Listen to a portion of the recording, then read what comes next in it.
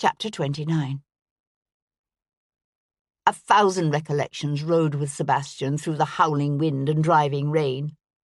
Raw memories of a disapproving father whose harshest words had always been reserved for his youngest child. The son, so unlike all the others. The son who grew tall and lean when his brothers were built solid and big-boned, and whose eyes were a strange amber in place of the vivid, sincere blue. The son with a preternatural hearing and vision, the quick reflexes and uncanny ability to see in the dark. The son who, by some cruel twist of fate, had lived to become Hendon's heir when both his brothers died. He remembered snatches of hushed conversations the child he'd once been was never meant to overhear. Voices raised in anger and in pleading. Words that had made no sense. Until now. The white blur of a toll gate loomed out of the mist.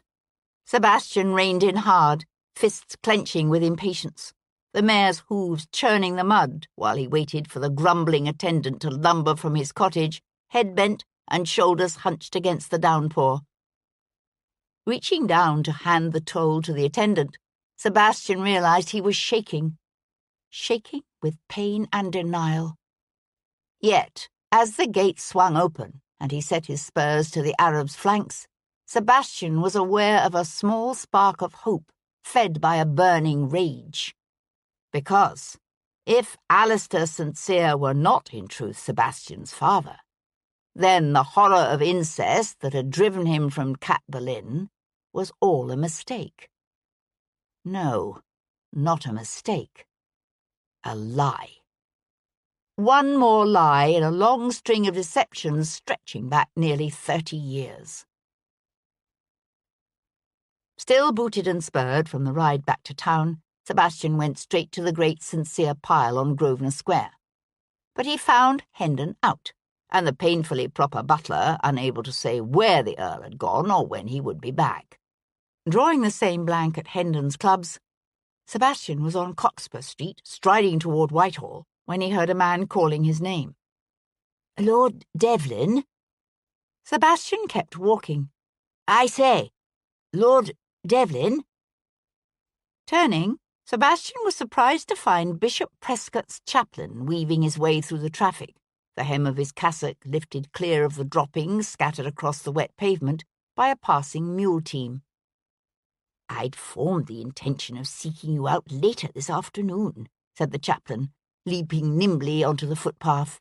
"So this meeting is quite fortuitous." "You wish to see me?" said Sebastian, holding himself still with effort. The chaplain had been smiling faintly, but whatever he saw in Sebastian's face as he walked up to him caused the smile to slip, his forehead puckering. "Are you all right, my lord?" Sebastian found he had to draw in a breath, then another, before he could speak. "Yes, of course. Did you have something for me?" The chaplain held out a folded square of paper. "You may have noticed there was a gap in the bishop's itinerary on Monday afternoon." "Yes. I'd assumed he had official duties scheduled at that time." The chaplain shook his head. "In fact, Bishop Prescott paid a call upon a family in Chelsea. I was originally hesitant to pass the information on to you, but I've discussed the situation with the Archbishop, who assures me we can rely upon your discretion. It may not be relevant, of course, but I've written down the information for you." "Thank you," said Sebastian, barely glancing at the scrawled name and address before tucking the paper into his waistcoat pocket. The chaplain cleared his throat. "Word reached London House last night about Reverend Earnshaw. A troublesome development. Deeply troublesome." Sebastian studied the cleric's pale, pinched face, and noticed for the first time the fear that widened the man's eyes and flattened his lips. So it was fear that had driven this normally persnickety, disapproving man to suddenly become more cooperative. A new thought occurred to Sebastian. He said, "How much contact was there between Bishop Prescott and Malcolm Earnshaw? Before Tuesday night, I mean." The chaplain looked blank. "None that I'm aware of." Yet the living is in the Prescott's gift, is it not? In Sir Peter's, yes. Was Earnshaw related in some way to the bishop? A distant cousin of some sort, I believe. Why do you ask? He recognized Sir Nigel's ring, which means he must have known the man. I could make inquiries into the exact relationship, if you'd like. That would help, said Sebastian, already turning away. Thank you. Drawing a blank at the Admiralty, Sebastian extended his search for Hendon to the Horse Guards, and from there to Downing Street, all without success. Leaving the Chancellor's chambers, he stood for a moment outside number 10, his gaze fixed unseeingly on the heavy grey clouds bunching overhead. Then he turned and strode rapidly toward the moor and Carlton House. Charles, Lord Jarvis, was reading through a set of dispatches at the table in his chambers at Carlton House when Viscount Devlin thrust aside Jarvis's indignant, sputtering secretary and strode into the room. "My lord," protested the secretary, "you can't go in there." The Viscount paused just inside the entrance to the chambers, bringing with him the scent of fresh country air and warm horseflesh. He was dressed in a riding coat of blue superfine, with buff-coloured buckskin breeches and high-topped riding boots splashed with mud. His strange amber eyes glittered dangerously. Hopping ineffectually from one foot to the other, Jarvis's secretary wrung his hands in despair. "I do most humbly beg your pardon, my Lord Jarvis. I did try to—" "Leave us," snapped Jarvis. "Yes, my lord." The secretary bowed and withdrew. "I trust you have a good reason for this intrusion," said Jarvis, leaning back in his seat. Devlin prowled the room, the spurs on his boots clinking. 30 years ago, you formed part of a mission sent by the king to the American colonies. The other 2 members of that mission were my father and Sir Nigel Prescott. Jarvis set aside his dispatches and smiled. This promised to be an interesting conversation. An interesting conversation indeed. "That's right." While the mission was in America, a woman provided Sir Nigel with evidence of treason at the highest levels of government. Evidence in the form of a collection of letters written to a member of the Confederation Congress by someone styling himself Alcibiades. Someone who was obviously in the Foreign Office or close to the king, given the sensitive nature of the information the letters contained. Jarvis reached for the gold snuff-box he kept in his pocket. The Viscount watched him, his jaw set hard. When Jarvis remained silent, Devlin said, "You know all this, I gather?" "Of course. Sir Nigel told you." Jarvis flicked open the lid of his snuff-box with one artful finger. "I have my own sources of information." "And was the identity of the traitor known to you as well?" Jarvis lifted a thumbnail full of snuff to one nostril and sniffed. "Unfortunately, no." The Viscount came to press his palms flat on the surface of the table and lean into them. "You never discovered who this Alcibiades was?" "No." Devlin shoved away from the table in disgust. "You seriously expect me to believe that?" Jarvis raised one eyebrow. "Whether you believe it or not is of no consequence to me." "What happened to the letters?" "They disappeared, along with Sir Nigel." "And you found none of this cause for concern?" Jarvis closed his snuff-box with a snap. "Of course it was cause for concern.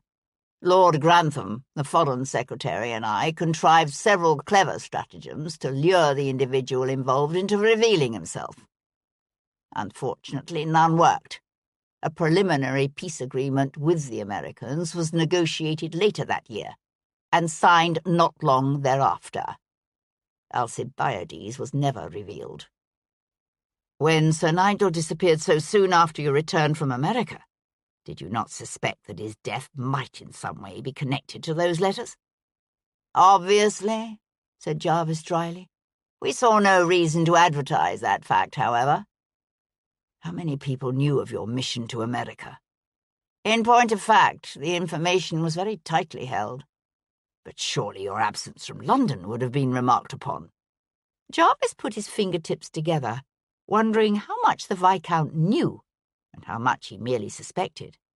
Not really. It's easy to lose track of the movements of one's acquaintances, is it not? What with house parties and weeks of seclusion in hunting lodges, and the need to attend to one's estates. A muscle bunched along the Viscount's jaw, but he said nothing. In Sir Nigel's case, of course. Things were a bit more difficult, Jarvis continued, owing to the proximity of his estate to London.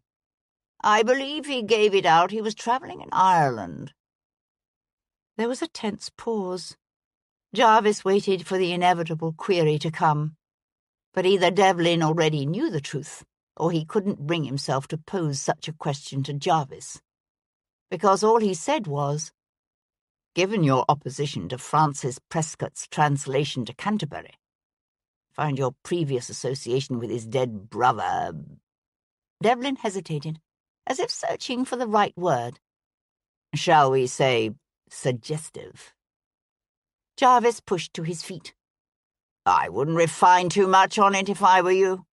I hardly see how what happened to Sir Nigel 30 years ago could have any bearing on the bishop's more recent demise, even if the two men did meet their fate in the same somewhat bizarre locale." The Viscount smiled sardonically. "Men whom you oppose do have an unfortunate tendency to turn up dead."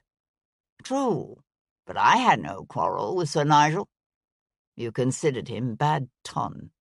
Believe me, if I went around removing men simply because they happened to be bad ton, London would soon be very thin of company." "Yet you did oppose Francis Prescott's translation to Canterbury." "True again. However, the situation hardly called for drastic measures. Do you seriously think the Prince would make such an important appointment without consulting me? There's a difference between consultation and capitulation. You underestimate my powers of persuasion." Devlin went to stand at the window overlooking the mall, his eyes narrowing as he watched the traffic below. Jarvis studied the younger man's strained profile. "I hear the priest in residence at St. Margaret's has been slain as well," said Jarvis. "I don't suppose it has occurred to you that you are allowing a penchant for high drama to cause you to read too much into all of this? That perhaps someone in the neighbourhood of Tanfield Hill simply does not like priests?" Devlin glanced over at him, a hint of amusement touching his lips. "And Sir Nigel's 30-year-old corpse mummifying in the church's crypt. Could well be irrelevant to the current murders. Curious, but irrelevant." "It could be," agreed Devlin, pushing away from the window. "But you don't believe it is?" "No," said Devlin, turning toward the door. "No, I don't."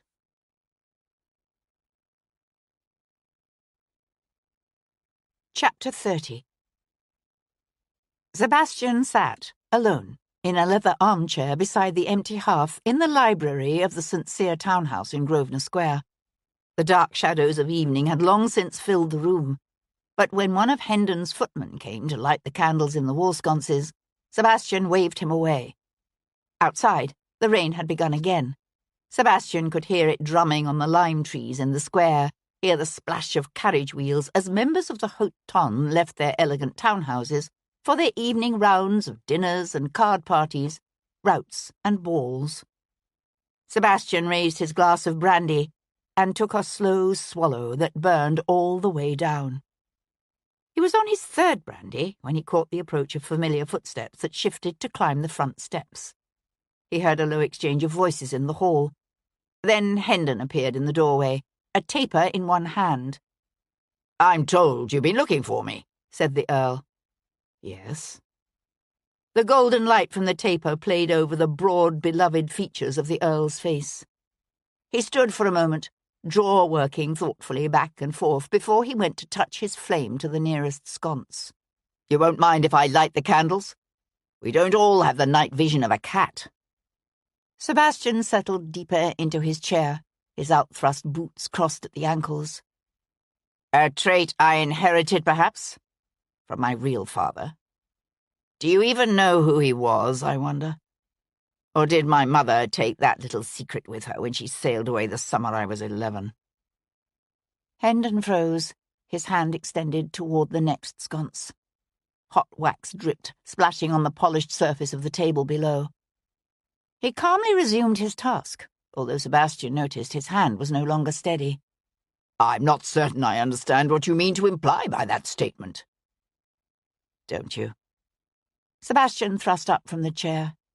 I had an interesting conversation with Lady Prescott this morning, the widow of Sir Nigel Prescott.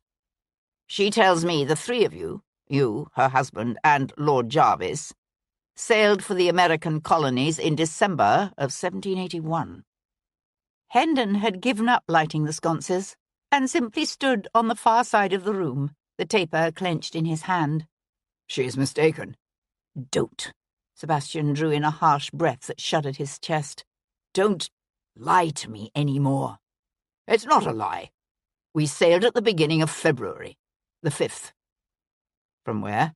Portsmouth. The name of the ship? The Albatross, said the Earl without hesitation. Sebastian knew a leap of hope at war with a whisper of despair. His voice, when he spoke, was a ragged tear. Why should I believe you? What are you suggesting? That I deliberately raised a son I knew was not my own? Hendon swiped his arm through the air before him as if brushing aside an unwanted presence. Don't be ridiculous. You would hardly be the first peer to do so. Look at the Harleian miscellany. The Earl of Oxford's wife was famous for having taken so many lovers in her life that the resultant brood of bastards was known collectively as the Harleian miscellany. No one ever doubted the parentage of Harley's heir, said Hendon. True. Yet you had no way of knowing what lay ahead when you acknowledged me as your third son. A heavy silence fell as the two men's gazes clashed from across the length of the room.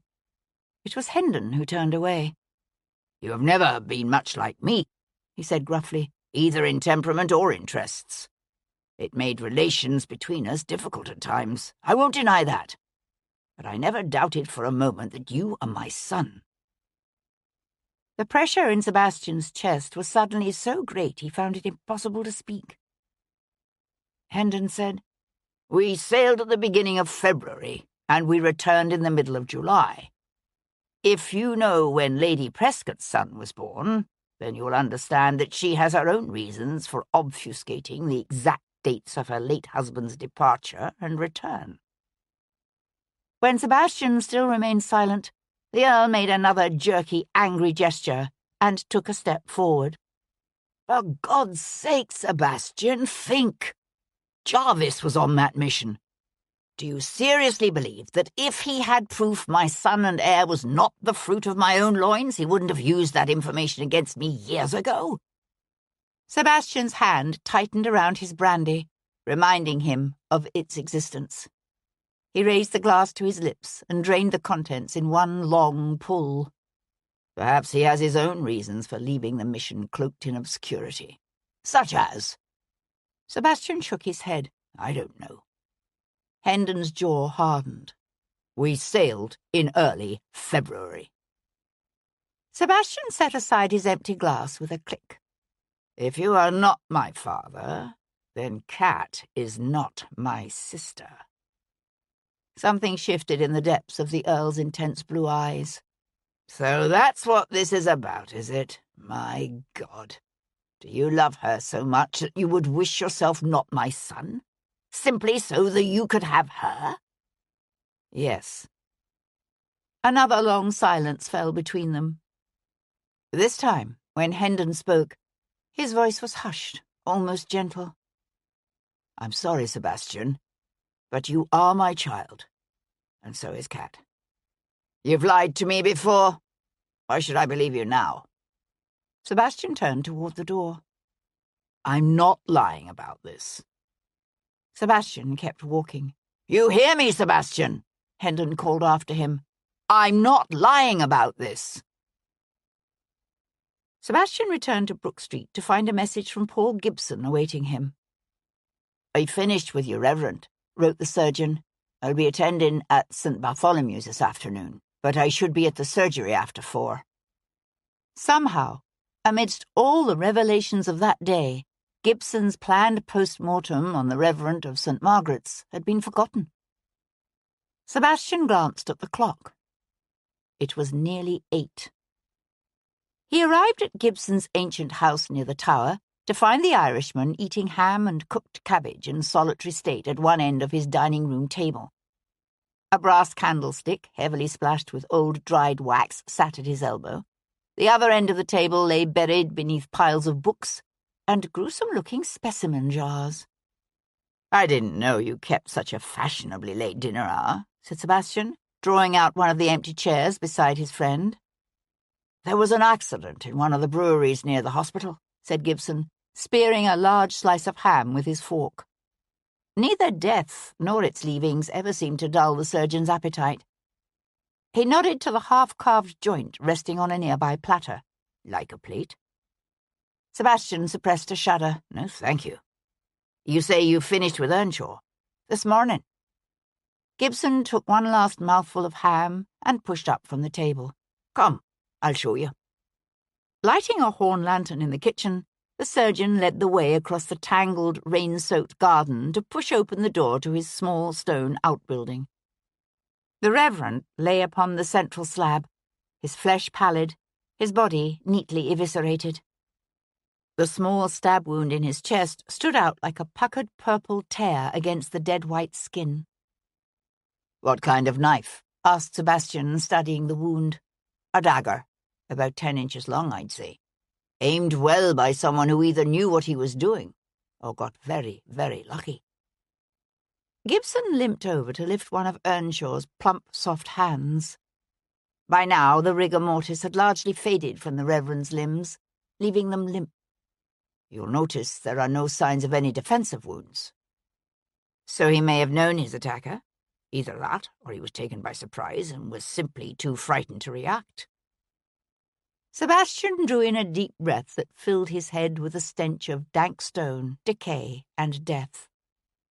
"Anything else?" "I'm afraid not." He went to stand, looking out over the dark, rain-soaked garden. The wind had come up again, thrashing the half-dead trees and scuttling the heavy clouds overhead. He kept trying to bring his mind back to the murder of the man lying on that slab behind him.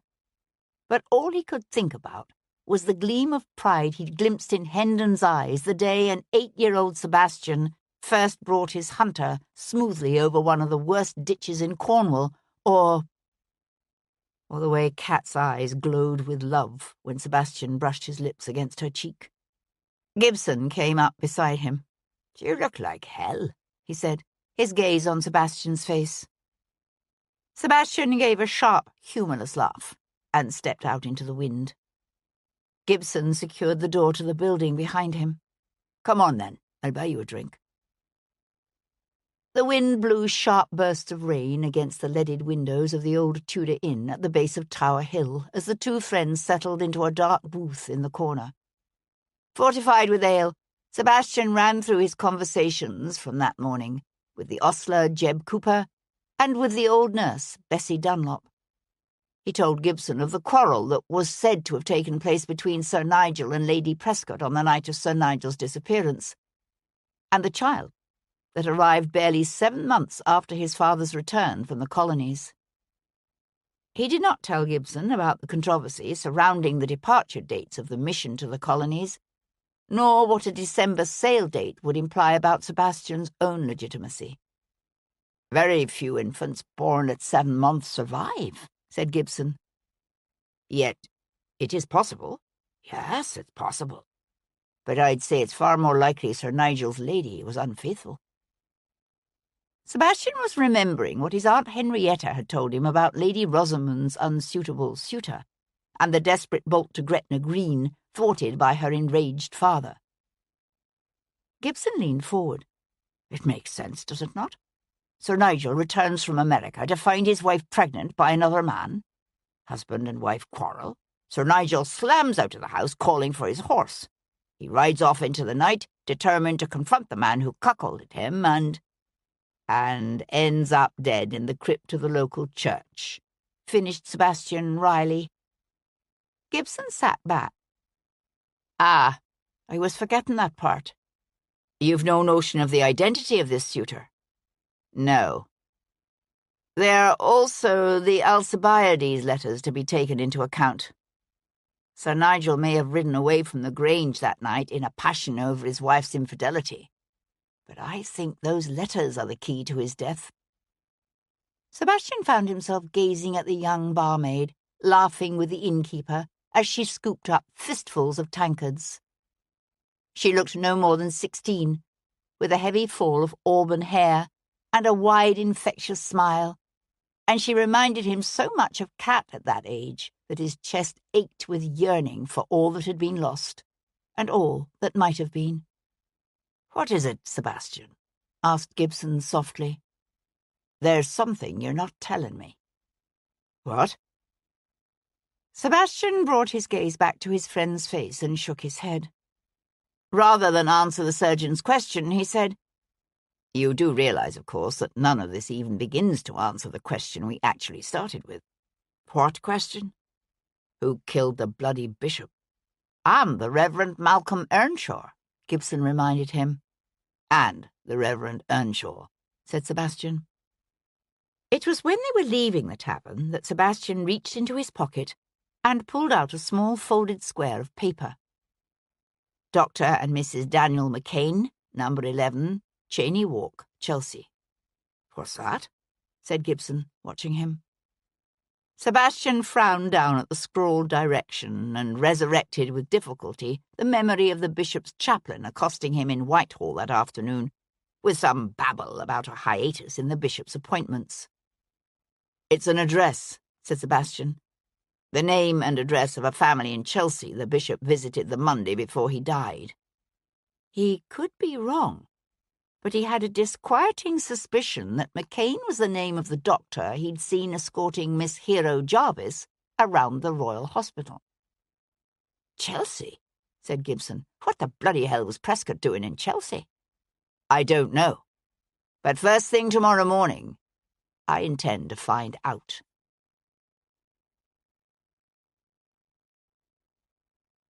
Chapter 31. Monday, 13th of July, 1812. The next morning dawned cool and grey, with a heavy mist that blanketed the wet city and hung in dirty wisps about the chimney-pots. Sir Henry Lovejoy was in his chambers at Bow Street's public office, a scarf wrapped around his neck, and the hue and cry spread open on the desk before him when Sebastian strolled into his office. "My lord," said the little magistrate, leaping to his feet, "please have a seat." "No, thank you," said Sebastian, shaking his head. "I won't be but a moment." He drew a folded slip of paper from his pocket and laid it on the open pages of the Weekly Police Gazette. "I have here the name and sailing date of a vessel that was said to have left Portsmouth in February of 1782. But it is also possible the ship sailed from London sometime in mid-December of 1781, headed for the American colonies. I'd like you to verify when and where it sailed." "The Albatross," read Lovejoy, fingering the paper. "The Board of Trade should have the information you require. I could go there this afternoon." He glanced up. "I take it this is related in some way to the deaths of Bishop Francis Prescott, the Reverend Earnshaw, and Sir Nigel?" Sebastian felt a rare suggestion of heat touch his cheeks. "Yes, but I'd appreciate it if you could keep whatever information you discover confidential." Sir Henry gave one of his jerky little bows. "You may, of course, rely upon my utmost discretion." "I know," said Sebastian, turning toward the door. "Thank you." "I'm not entirely certain I understand this continuing fascination of yours with America," said Sir Henry, stopping him. Sebastian turned. "You don't find it curious? The way the events surrounding both Prescott men's deaths keep circling back to the colonies?" The magistrate shrugged. Most men of affairs in London have ties to America. I would imagine your own father has had dealings with the colonies." Sebastian blinked and kept his peace. "Personally," continued Lovejoy, "I find the bishop's recent encounter with Jack Slade far more telling. Jack Slade was locked up in a watch-house here in London the night Sir Nigel disappeared. True, but he could easily have had an accomplice who committed the actual murder for him." Sebastian shook his head. "If I were going to kill the man I held responsible for the death of my entire family, I'd want to watch him die. And I'd want to make certain he knew exactly why he was dying." The magistrate looked oddly pinched, as if the flesh had suddenly stretched taut across the features of his face. He cleared his throat and glanced away. Yes. Well, perhaps. But you must admit that the reappearance of Slade in the bishop's life at just such a time is curious." "I won't deny that," said Sebastian. Half an hour later, Sebastian was rubbing grey ashes into his hair in his dressing room at Brook Street when Tom appeared in the doorway. "I hear your lordship is going to Chelsea this morning," said the tiger, his arm resting rakishly in a sling, his voice strained by the effort to appear nonchalant. "You want I should bring the curricle round?" Sebastian glanced over at him and frowned. "What are you doing up?" "Dr. Gibson said I could." "Getting out of bed and going back to work are two different things." "But I've got to be fit for nothing but bedlam sitting around here with nothing to do. Please, Governor." Sebastian wrapped a cheap black cravat around his neck. "I fear your sanity must be sacrificed to a higher cause. In this case, your health." Tom's scowl deepened. "Never say you're taking Giles." Tom had a long-standing rivalry with Sebastian's middle-aged groom. "No, I'm not taking Giles. I have no intention of arriving in Chelsea in a gentleman's curricle. I'm taking a hackney." "A hackney? Governor, no." "A hackney," repeated Sebastian, slapping the false padding around his stomach. "I've no doubt Mr. Brummel would sympathise with your revulsion, but then the beau would also swoon at the sight of this neckcloth and coat. So there's no hope for it, is there? If I'm recognised by any of my acquaintances, my reputation is ruined." Rather than smile, the tiger simply looked troubled. "The thing is, you see, there's this cove what's been hanging around the house like he's watching for you. I seen him last night, and again this morning, early." Sebastian crossed to the window and carefully parted the drapes. "Where?" "He's not there now." Tom dug the toe of one boot into the carpet. "Even if you take a hackney, I could still come with you." "No." "You need somebody to watch your back." Sebastian gave a sharp laugh. "In Chelsea?" "You never know." Sebastian slid his dagger into the hidden sheath of his boot. "I'll be fine." Much to her father's disgust, Hero Jarvis spent a good part of that morning at London House, investigating church records. What she discovered was curious. Very curious. She devoted several hours during the afternoon to accompanying her mother on a tour of cloth warehouses and mantua makers. Lady Jarvis returned to Berkeley Square tired, but happily laden down with bandboxes and piles of brown paper-wrapped packages. At first she protested she had no appetite, but Hero managed to coax her into drinking tea and eating some cakes. Then, when her mother went to lie down for a rest, Hero ordered her carriage brought round and set off with her maid for Tanfield Hill.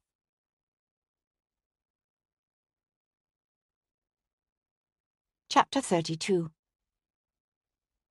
By the time Sebastian paid off his hackney outside the old bun house at the end of Jews Row in Chelsea, the rain had started up again, a slow but steady drizzle that dripped off the nearest roofs and ran in the gutters. Ducking beneath the colonnade that projected out over the foot pavement, he stood for a moment, his gaze assessing the empty, wet street before he entered the fragrant interior of the old bun house. The girl behind the counter was young and pretty, with honey-coloured hair and dimpled cheeks. Sebastian bought a couple of buns and lingered, talking to her of the endless rain and the mud and the high price of corn. He complimented her on the buns, which were justly famous throughout the metropolitan area. And then he said casually, "I've come to Chelsea to see a Dr. McCain. Mr. Daniel McCain lives in Cheyne Walk. Do you know him?" "Oh, yes," said the girl, slipping the tray of buns back onto its rack. "He and his missus come in irregular-like in the evenings. Buy a pocket full of buns, they do, and go for a walk along the river." "He's been in Chelsea long?" "Long as I can remember," she said, which didn't exactly mean much, given that she didn't look much above 14 or 15. "He's nice," she volunteered. "So's his lady. They always buy extra buns to give to the cottagers' children down near the waterworks." For nearly 100 years, the Chelsea Waterworks had supplied water to Westminster and much of the West End, two powerful steam engines now doing the work of the old water wheels to lift water from a series of river-fed ponds into the pipes. "The McCains have children of their own, do they?" asked Sebastian, nibbling on one of the buns. The girl's smile dimmed. "Oh, they've had 4 or 5 babies at least, but the poor wee things never seem to live more than a day or 2. Sebastian stared out the paned window at the rain dripping off the edge of the colonnade's roof, at the muddy fetlocks of the team hauling a loaded wagon toward the river. A horrible possibility had begun to form in his mind, a confluence of events and interests and circumstances that he found profoundly, personally disquieting. He said, "Have you ever seen the Bishop of London around here?" The girl gaped at the shift in topic. "You mean him as got killed last Tuesday?" She cast a quick glance left and right, as if verifying that no one could overhear. They were alone in the shop, but she still leaned over the counter, her voice dropping confidingly. "He was in here just last Monday, you know." "The Bishop of London?" "That's right. The day before he was murdered." "Was he ever in here before?" Her eyes suddenly widened. "That's why you're here, isn't it? Why you're asking me these questions? Are you—" She cast another conspiratorial glance around and gave a little shiver of excitement. "Are you a Bow Street runner?" "Shh," said Sebastian, putting a finger to his lips. "Don't tell anyone." Cheyne Walk proved to be a cobbled lane faced by a single row of red brick houses overlooking the river. Trimmed in white and varying in size from modest to prosperous, most looked to date back to the days of Queen Anne. Only a low stone embankment, shadowed by an avenue of dripping limes and chestnuts, separated the terrace and its narrow lane from the water.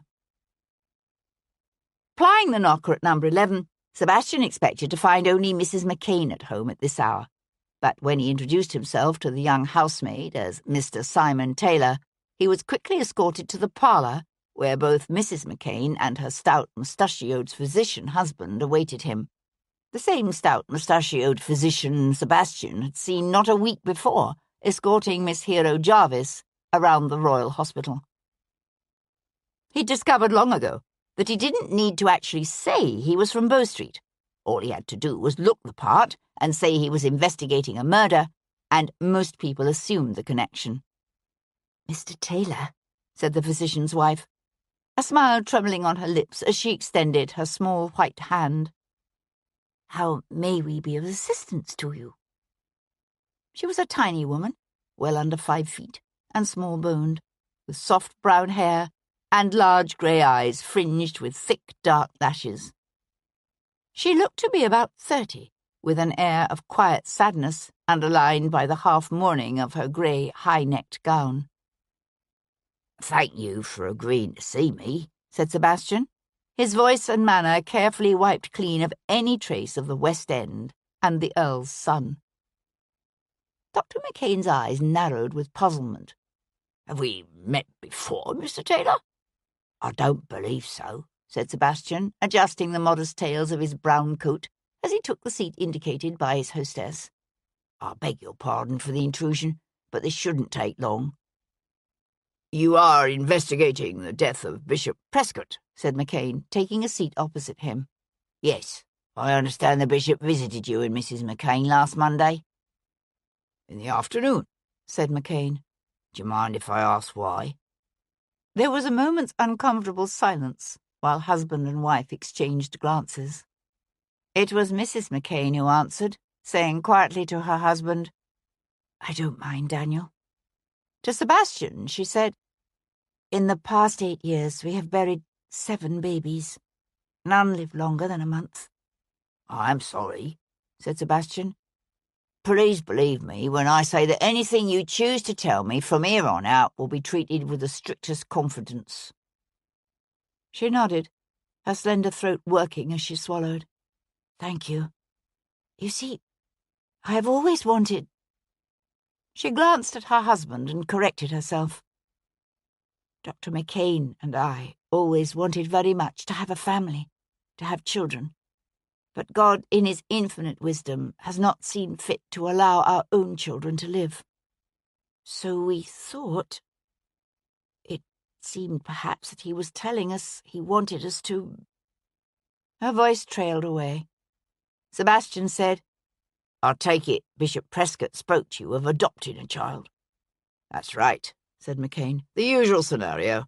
A young gentlewoman not in a position to keep her child." He cleared his throat in obvious embarrassment at discussing so delicate a topic. "You know how these things are." A gust of wind pattered the rain against the window panes as thunder rumbled in the distance. Somehow Sebastian managed to keep his voice casual, disinterested. "And has the child been born already?" "Oh, no," said Mrs. McCain. "The child is not expected until sometime late this coming winter. But the mother is particularly anxious to have the necessary arrangements in place well ahead of time. As are we." Sebastian had no need to silently count off the months to know that if he and Miss Jarvis had indeed conceived a child during those moments of despair in the subterranean vaults of Somerset House, such a child would be born late in the coming winter. As if from a long distance, he heard McCain clear his throat. "The idea was for Mrs. McCain to go away for a few months to visit a sister in Bath when the appropriate time came, and return with the child." Sebastian thrust to his feet and reached for his hat and gloves. "I understand. Please accept my apologies for intruding on your privacy." Mrs. McCain rose quickly beside him. "Won't you stay for tea, Mr. Taylor?" "What? Oh, no, thank you." Sebastian's fingers tightened on the brim of his hat. Then, because he knew the occasion required it, he added stiffly, "My congratulations on the coming adoption of the child." "But that's just it," said Mrs. McCain, looking stricken. "We don't actually know the gentlewoman involved. We were never meant to know her. Bishop Prescott was the only link between us. Now that he is dead—" She lifted one hand, only to let it flutter helplessly back to her side. "That's unfortunate," said Sebastian. Although, in truth, he found the thought of a child of his being raised by this stout, stuffy physician revolting. He knew an overwhelming urge to storm back to London, hunt down Miss Jarvis, and shake the truth out of her. "I've no doubt another such opportunity will arise in the future. Thank you for your help." "I was just on my way back to the hospital," said Dr. McCain, following Sebastian out into the hall. "Walk with me for a way, Mr. Taylor." "Of course," said Sebastian, chafing at the delay, while he waited for the physician to outfit himself with greatcoat, hat, gloves, and umbrella. "Please accept my apologies for any distress I may have caused, Mrs. McCain." "It's been a severe disappointment to her. I'll not deny it." "I would imagine that, as a physician, you must come into contact with many such cases." McCain sighed. "No doubt that's true of most physicians. Unfortunately, I work with old men." The housemaid opened the door to a solid rain, and McCain paused to put up his umbrella. "Charlotte, Mrs. McCain, is so desperate for a child she'd be more than happy to pick up a foundling from the gutter, but—" "But?" prompted Sebastian, as they stepped off the shallow porch into the downpour. McCain turned their steps toward the hospital. "Well, let's just say I've bred enough horses and dogs in my day to know that characteristics such as temperament and intelligence are as likely as blue eyes and brown hair to be passed down from sire and dam. If I'm to adopt a child, I want to know something about the stable." The bishop was able to vouch for the character of this babe's mother and father, reassured me both were young and healthy and of good moral fibre, superior in every way. Sebastian stared off through the rain to where a wherry man in an oil slicker and a slouch hat was unloading his fare at the base of a set of wooden steps leading down to the wind-whipped river. "Prescott never said anything to give you some clue as to the identity of the child's mother, or his father?" McCain glanced at him in surprise. "Surely you don't think the unborn child could have something to do with the bishop's death?" "I don't see how, but I honestly don't know." The physician shook his head. "I'm sorry, but he was very careful not to give us any particulars." "I understand." They had reached the edge of the hospital's courtyard by now, the red brick walls and white columns of the facade half obscured by the driving rain. Sebastian drew up. "Thank you again for your help." The physician frowned, stopping beside him. "You know, I'd swear I've met you before. It's something about the eyes." Sebastian swiped the forearm of his rough coat across his wet face. "You don't see many men with yellow eyes, I'll admit." "True, true," said McCain. "Although I met a highwayman with yellow eyes once. Held me up and robbed me on Hounslow Heath not 3 years ago. I trust you're not suggesting I might be a highwayman?" The physician laughed. "Hardly. The man who robbed me was younger than you, dark-haired and lean. I was dark-haired and young once myself, and lean." McCain laughed again. "Weren't we all? It's odd, though, because I was thinking about that highwayman just the other day. Someone else must have recently reminded me of him." His voice trailed off, and he shrugged. "It will come back to me." "Perhaps it will." Sebastian took a step back, boots splashing in the puddling water. "Thank you again for your time. I wish I could have been of more assistance. He was a good man, Bishop Prescott." "Yes, he was." Head bent against the downpour, Sebastian turned to walk rapidly toward the road. But when he reached the footpath and glanced back, he saw McCain still standing beneath the portico of the East Pensioners' ward, his umbrella held aloft, as he stared thoughtfully into the rain.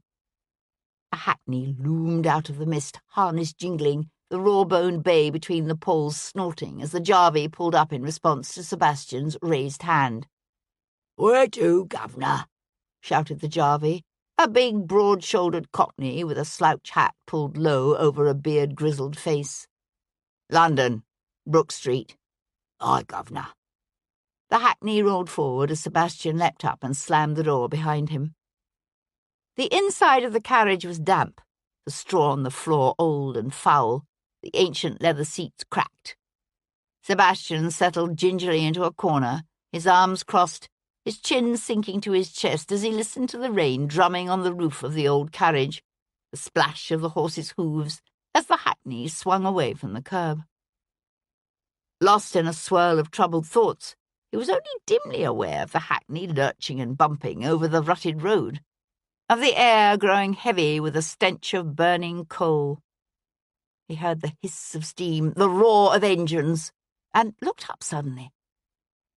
2 tall, narrow towers loomed out of the rain, some 4 or 5 stories high, and linked by a heavy timber scaffolding. Built of brick, the engine houses crowned a nearby small rise.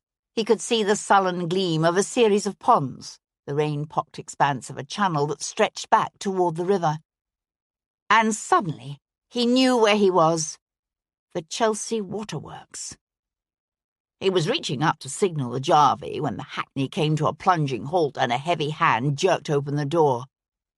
"Welcome, Captain Viscount," said Obadiah Slade, his fist tightening around a stout cudgel.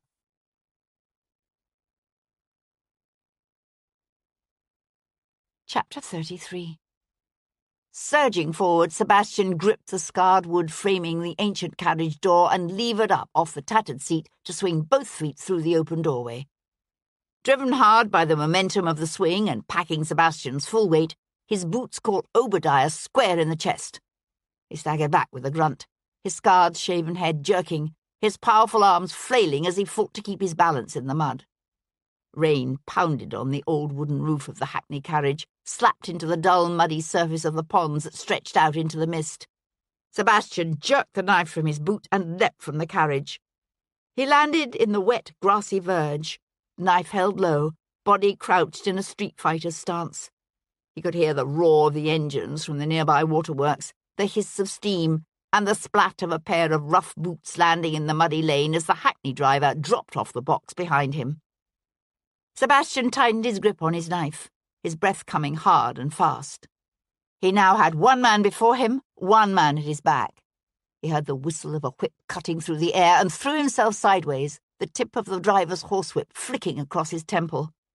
"You bloody bastard," swore Sebastian, swiping the sleeve of his rough coat at the warm wetness spilling into his eyes.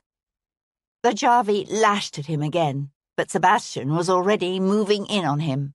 Throwing up his left arm, Sebastian caught the blow on his forearm, the lash wrapping around his wrist like a hot wire as he pivoted to drive the blade of his dagger deep into the jarvey's chest. Eyes wide with bewilderment, blood spilling from his mouth as his jaw sagged, the driver dropped heavily to his knees, then pitched forward onto his face in the mud before Sebastian had time to yank his dagger free. "Lost your knife, have ya?" Obadiah gave a harsh, ringing laugh. "What you gonna do now, Captain Viscount?" He slapped the cudgel against his palm, lips peeling back from his teeth in a grin. Sebastian still had the lash of the driver's whip wrapped around his left arm. Now his gaze on the other man's raw-boned, scarred face. He closed his right fist on the thong, some 3 feet closer to the handle, and took 2 quick loops of the leather around his wrist. Obadiah hawked up a mouthful of spittle and spat it into the mud at Sebastian's feet. "For the time I'm done with you, your own dar ain't gonna recognise ya." Stepping forward, he swung the cudgel at Sebastian's face, the heavy wood whistling through the air. Sebastian jerked the whip up, the leather thong held taut between both fists. The blow bounced off the whiplash, sending shockwaves down Sebastian's arms and throwing Obadiah off balance. Kicking out, Sebastian knocked the big man's lead foot out from beneath him. Obadiah went down hard, his right hand reflexively letting go of the cudgel to break his fall. Sebastian kicked again, and the club went spinning through the rain to land with a plop in the muddy water of the pond, lapping at the grassy verge beside the lane. "You bastard!" spat Obadiah. Wrapping his arms around Sebastian's legs, he brought him down like a roped calf. Sebastian hit the muddy ground with a painful grunt. Scrabbling around, he kicked out to free himself from the other man's hold. Obadiah grabbed fistfuls of Sebastian's coat, and the 2 men rolled together across the grassy verge and down a gentle incline to hit the murky surface of the pond with a splash. Sebastian felt the cold water closing over him, and barely had time to suck in one last breath before his head went under. He fought his way to the surface, feet scrabbling for purchase on the silty, shifting bottom. He swung around, breath coming in quick gasps, eyes filled with water and mud and blood as he scanned the churning, rain-popped surface of the pond, its far banks obscured by a haze of mist mingling with steam from the pounding engines of the waterworks. He swiped his wet sleeve across his face and heard Obadiah rise up behind him with an angry roar. Before he could spin around, a massive arm clamped around Sebastian's neck to slam him back against a chest as hard as one of the sides of beef hanging from a hook in Jack Slade's butcher shop. Sebastian could hear his own blood surging in his ears, feel the meaty strength of the other man's forearm crushing his windpipe. He tried to pitch forward, but couldn't. With his last strength, he lurched backward and felt the big man's feet shoot out from beneath him as his stance shifted on the treacherous, slippery bottom. They both went under, the impact breaking them apart. Coming up fast, Sebastian staggered back toward the shore. He was about hip-deep in the water when Obadiah broke the surface, sputtering.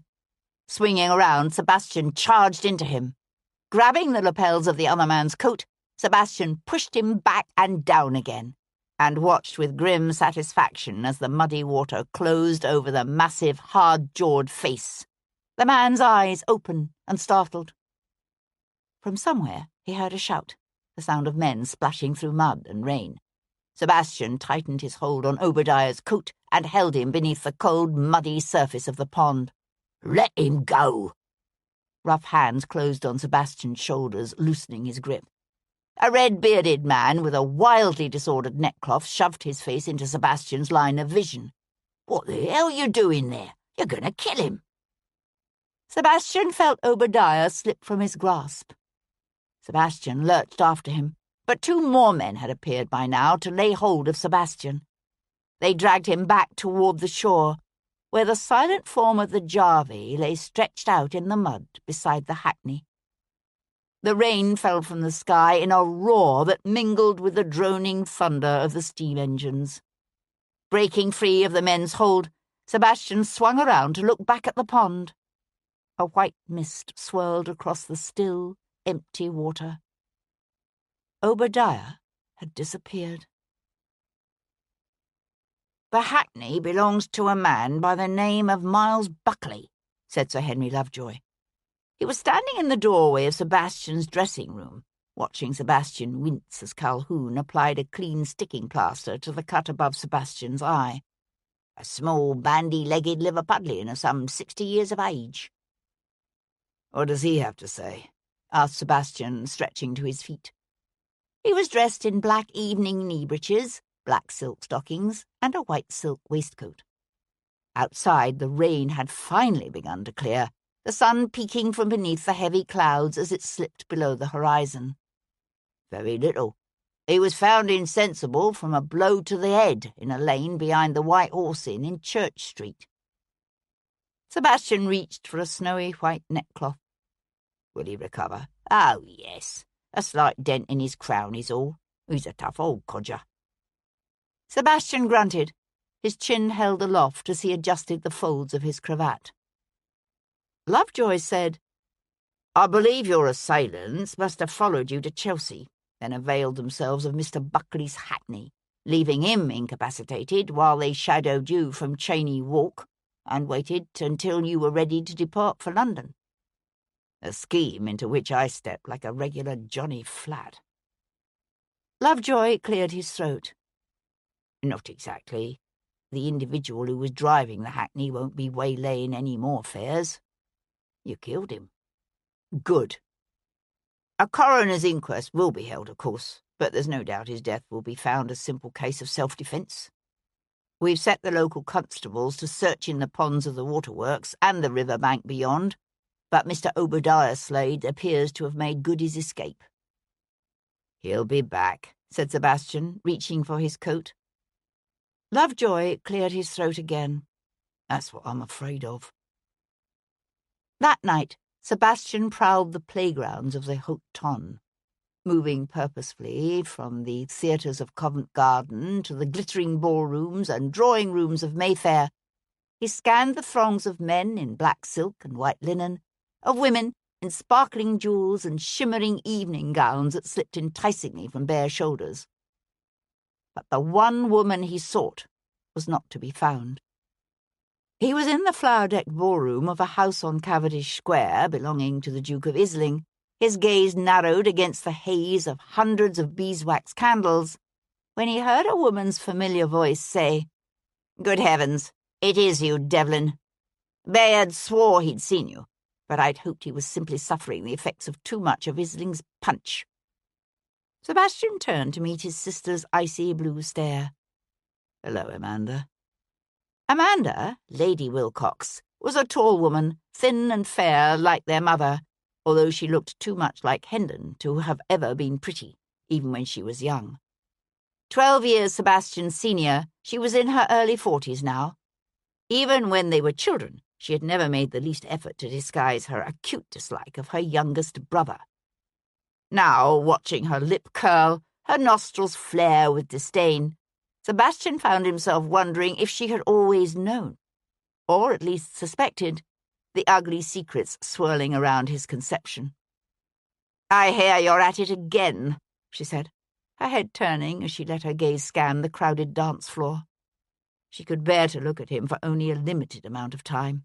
"Involving yourself in the sordid details of a murder investigation, like some grubby little Bow Street runner."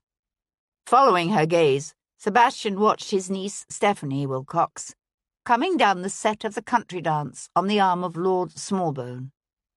Just finishing her first London season at the age of 18, Stephanie was everything Amanda had never been: delicate and winsome, and breathtakingly beautiful. And so much like Sebastian's long-vanished mother, Sophie, that it made his chest ache just to look at her. Earlier in the season, there'd been talk of a match between the young Miss Wilcox and Smallbone, but no announcement had as yet been forthcoming, and Sebastian knew Amanda was growing anxious. "What's the matter, Amanda?" he said gently. "Worried I'll somehow scuttle my niece's chances of landing a good catch?" He had the satisfaction of seeing an angry flush touch his sister's cheeks. "Don't be vulgar," she snapped, "although I don't suppose you can help it." "Oh? Why's that, Amanda?" Her lips tightened into a thin line. Rather than answer, she simply turned and left him staring after her, and wondering what she knew and how she knew it. "An interesting display of sibling affection," said Miss Hero Jarvis, walking up to him. "Or lack thereof." She wore a stunning sapphire blue gown of satin trimmed with velvet ribbons, and was regarding him with her frank, faintly amused grey eyes. "Definitely a lack thereof," he said dryly. The country dance came to an end with a flourish, disgorging a wave of flushed and perspiring dancers upon them.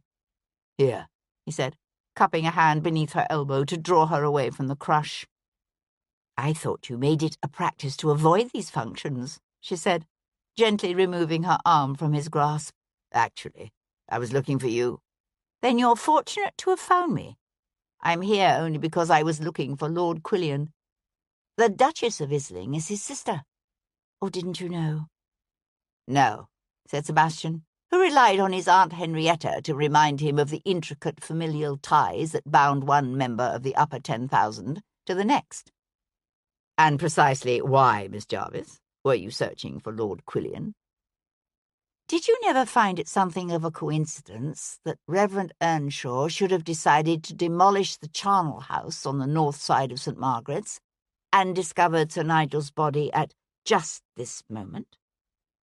"No," Sebastian admitted. "But you're right. It is something of a coincidence that it should all happen now, just when the bishop was being considered for elevation to the Archbishopric of Canterbury, and preparing to present a Slavery Abolition Act to Parliament." "You told me once that when it comes to murder, you don't believe in coincidences." "I did?" "You did. So I decided to drive out to Tanfield Hill this afternoon to offer my condolences to Mrs. Earnshaw on the sad loss of her husband." Sebastian turned to stare at her. "Really? And did she believe you were sincere?" "She did. You're not the only one who can play act, you know." "I beg your pardon?" "You know full well what I mean, Mr. Taylor." The woman was upset, obviously, but not disconsolate. I had no difficulty encouraging her to talk about the construction work on the church. "And?" "She said the Reverend had been wanting to make the changes for years, only he'd been frustrated by a lack of funds and by a lack of cooperation from the bishop himself." "Interesting, but not exactly damning." "No, but listen to this. According to Mrs. Earnshaw, the Reverend was very excited because he was able to secure a private donor. After much wrestling with his conscience, he decided to simply go ahead with the construction without informing London House. Let me guess.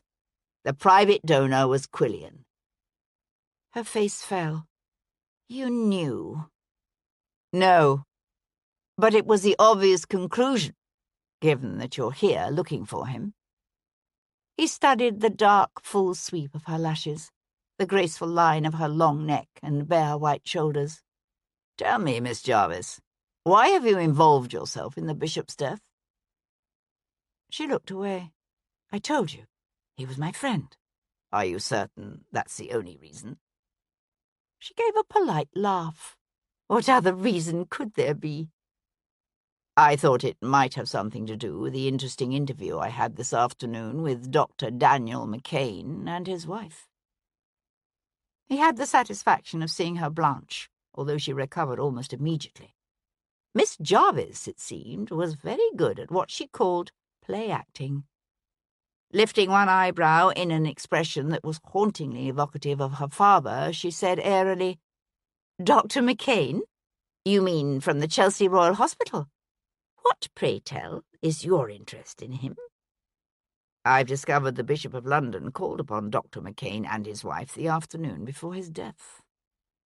Sebastian paused, watching her reaction. Did you know? No, she said smoothly, although I'm not surprised, given that it was Bishop Prescott who first encouraged me to look into the dreadful situation at the Royal Hospital, and who introduced me to Dr. McCain. Really?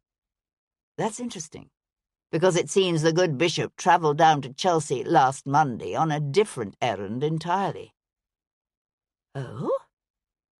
Her smile was that of someone who was politely puzzled, but there was a shadow of something that looked very much like fear glittering in her eyes. And what was that, my lord? He met her gaze and held it, his voice pitched low. I think you know, Miss Jarvis.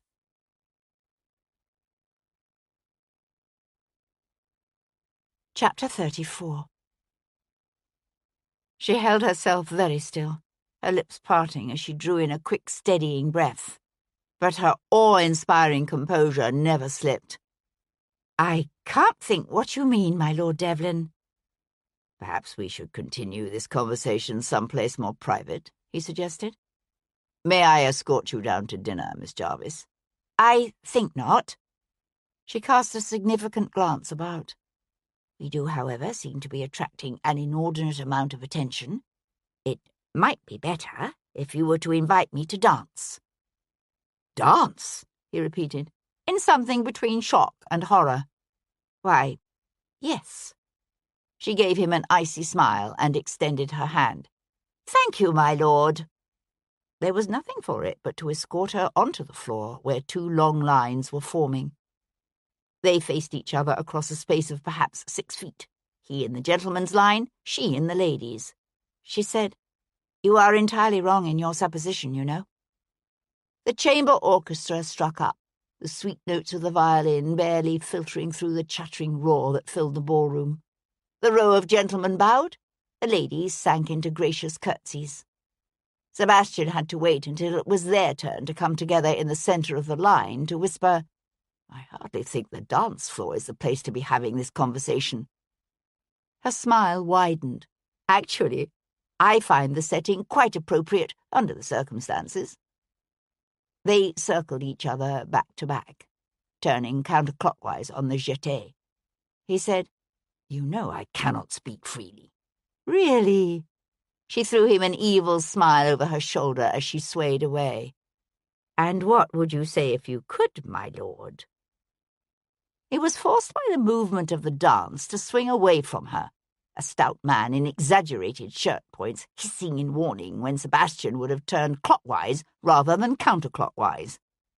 He could only glare at her from across the floor until the dance brought them together again.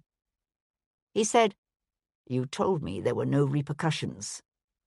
She slid her foot daintily to the right, bending, then rising, as she drew the other up to it in a graceful glissade dessous.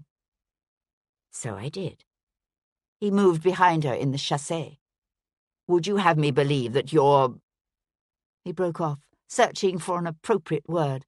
Situation was not the subject of the bishop's visit to the McCains. They passed, right shoulders together, her brows drawing together in mock confusion. My situation? Whatever do you mean, my Lord Devlin? Do not play the fool with me, Miss Jarvis. I know you are anything but. She spat around, foot pointing straight down in an elegant sisson. Then you should have known better than to approach me in such a milieu, shouldn't you?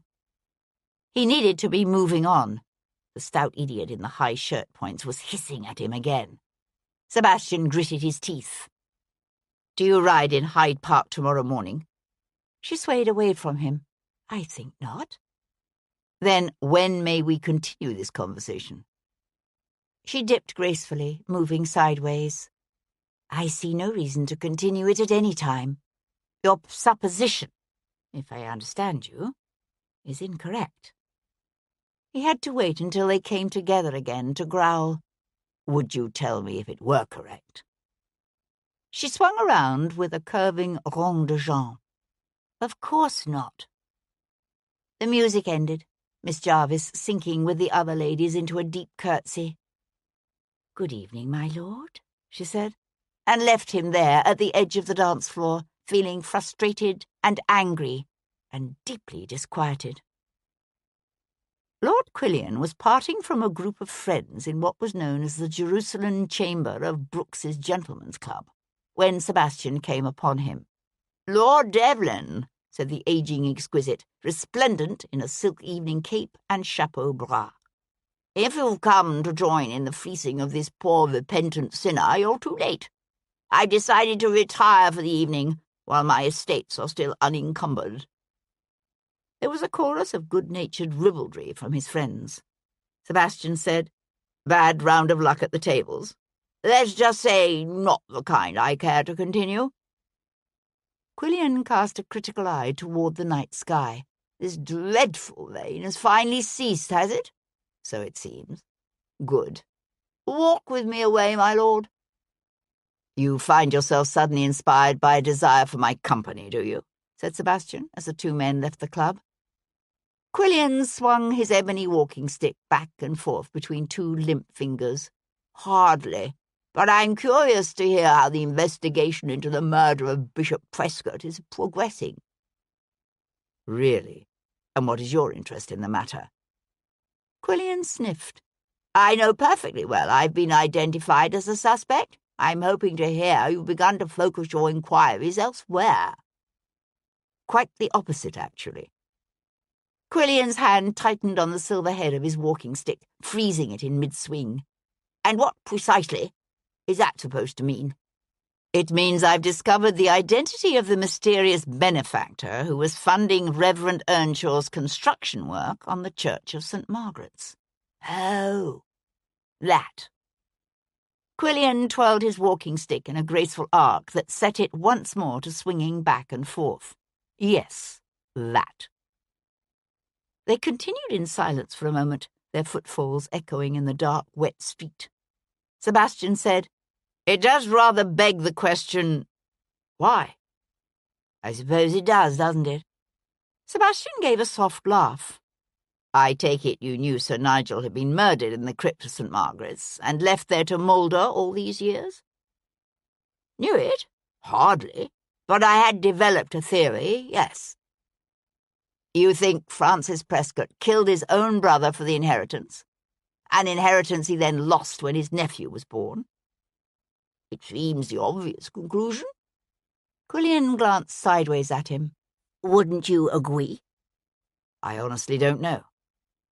Quillian grunted and kept walking. Sebastian said, What were you hoping to accomplish? I should think that would be rather obvious. If I were correct, if Sir Nigel's mouldering body was lying in that crypt, then suspicion would naturally fall upon the priest responsible for sealing off the crypt in the first place. Bishop Prescott.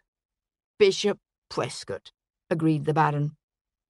The idea being to keep the bishop so busy defending himself against the ensuing accusations of fratricide that he would have no time to continue pushing his Slavery Abolition Act through Parliament.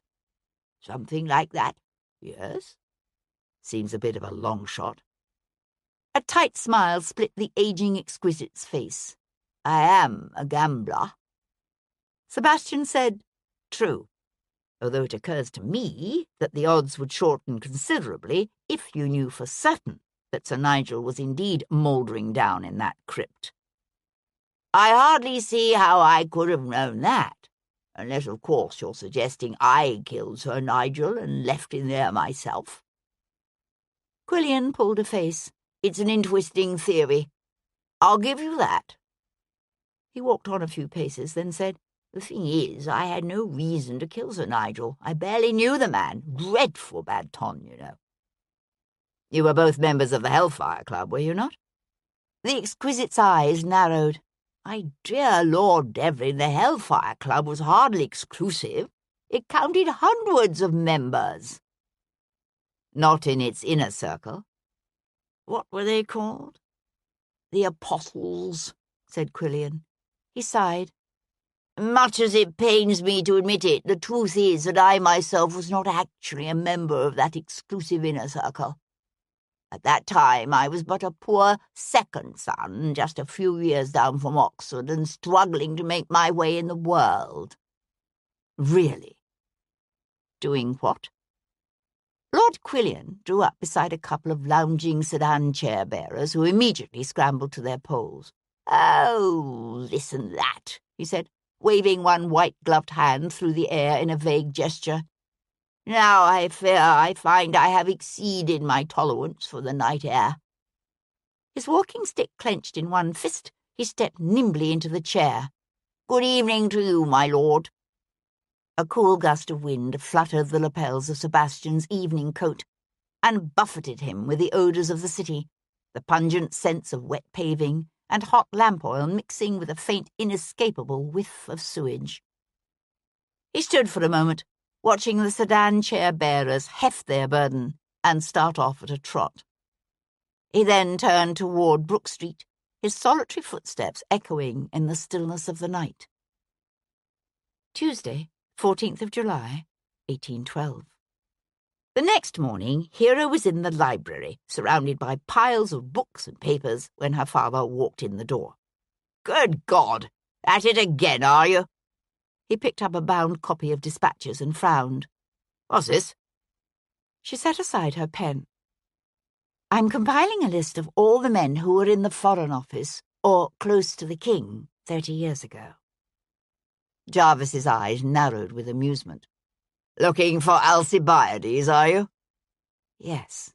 Think he murdered your bishop as well as the bishop's brother? I think it's possible. Really? I think he's dead. Because you never found him? Yes. Then why do you think Francis Prescott was murdered in the same crypt as his brother? Maybe someone has a sense of humour. I don't see anything the least bit funny about it, said Hero indignantly. Jarvis frowned. I know. That's what worries me. Sebastian was looking over a report from his estate agent when a polite knock sounded at his front door. The day had dawned fine and clear, and he'd thrown open the windows to a warm breeze and the scent of fresh bread baking in the shop down the street. He heard a murmur of voices in the entry, and a moment later Maury ushered Sir Henry Lovejoy into his presence. Sir Henry, said Sebastian, rising to his feet. An unexpected pleasure. Please, have a seat. His round hat gripped tightly in both hands, the little magistrate gave a jerky bow and cleared his throat. Thank you, but no, I can't stay long. Sebastian watched Sir Henry reach into an inner pocket and withdraw a packet of worn, yellowing papers. And he knew, from the little magistrate's sombre demeanour, that his world was about to change forever. I visited the Board of Trade yesterday, said Sir Henry. No ship named the Albatross sailed from Portsmouth in either January or February of 1782. However, an Albatross did set forth from London on the 20th of December, 1781, bound for New York. Lovejoy laid the packet on the edge of Sebastian's desk. The two men's gazes met. Lovejoy looked away first. A heavy silence fell. Sebastian reached to take up the Albatross's passenger list, the ancient parchment crackling as he spread it open. A quick glance through the names of the passengers was all it took. Charles, Lord Jarvis, Sir Nigel Prescott, A. St. Cyr, the Earl of Hendon. He looked up. "This is the original passenger list." Lovejoy cleared his throat again. "Yes, I seem to have carried it away with me somehow. I trust I can leave it to you to see that it is kept safe." Sebastian nodded, his jaw clenched tight. There was no doubt in his mind that Lovejoy had understood immediately the significance of what he had found. It was a moment before Sebastian managed to say, "Thank you." The magistrate gave another of his awkward bows. "My lord," he said, and turned away. He paused at the door to glance back, as if intending to say something more. Then he must have reconsidered, for he merely settled his hat on his bald head and kept walking.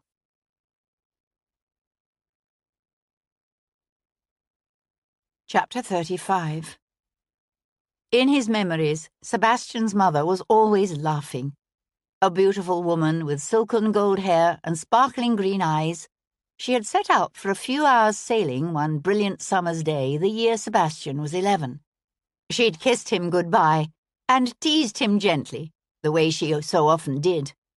When her friend's yacht pulled away from the dock, he'd stood and watched her, smiling as the sunlight gleamed for one last moment on the strange blue stone and silver necklace she wore so often around her neck. He had never seen her again. "Drowned," they said, but Sebastian hadn't believed them.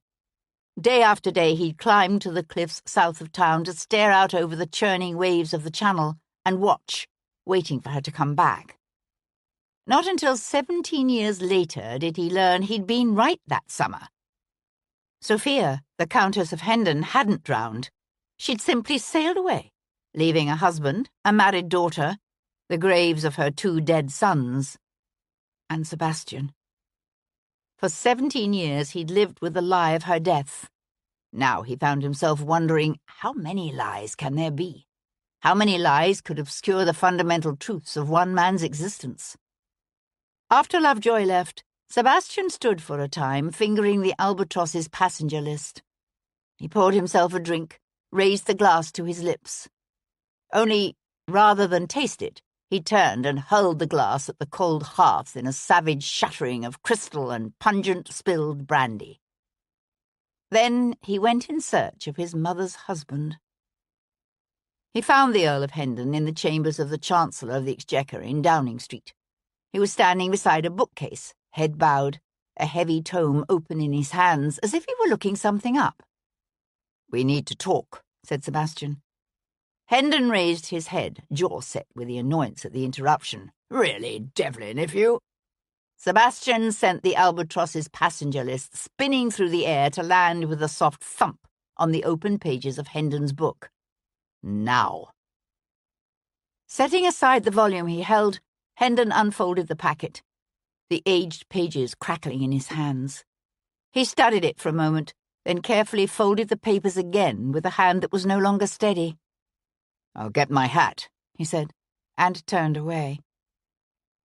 Sebastian barely waited until they'd reached the deserted paths and flower beds of the old privy garden before demanding explosively, "Why? Why did you do it?" He'd been afraid the Earl meant to persist in his lies, but even Hendon must have realized the time for denials was past. He walked with his hands clasped behind his back, his chin sunk low between his shoulders. He looked suddenly older than Sebastian remembered him being, and very tired. "You mean, why didn't I repudiate you when you were born? Is that what you're asking?" "Yes. And proclaim myself a cuckold to the world? Not bloody likely." Hendon squinted up at the spreading branches of the ash trees lining the avenue, pale green leaves trembling against a clear blue sky. His jaw hardened. "I was enraged. I won't deny it. What man wouldn't be? But I agreed to raise you as my own. I had 2 strong, healthy sons. No one ever expected you to be in a position to inherit. No one ever expected you to inherit. Sebastian knew a bitter welling of disbelief, fed by rage and a disconcerting sense of being a stranger to himself. And my real father? Who was he? I don't know. Sebastian stared at the Earl's familiar, craggy profile and wondered if it was a lie. One more lie, piled atop so many others. What about Amanda? Does she know who he was? Hendon threw him a quick sideways glance. She may. I don't know. We've never spoken of it. Although it's always been my suspicion she knew far more than a girl her age should of her mother's activities. She does know I'm not your son. Yes. So the 2 of you. You both knew Kat and I were not sister and brother. Yet you let us think. Sebastian choked, and it was a moment before he could continue. In the name of God, how could you? Hendon swiped the air with one big hand, his features hardening into a mask of stubborn determination. I've spent the last 29 years of my life hiding the truth from you. Do you seriously think I would suddenly give it all away? So that you could ruin yourself by contracting a disastrous marriage with a woman of the stage?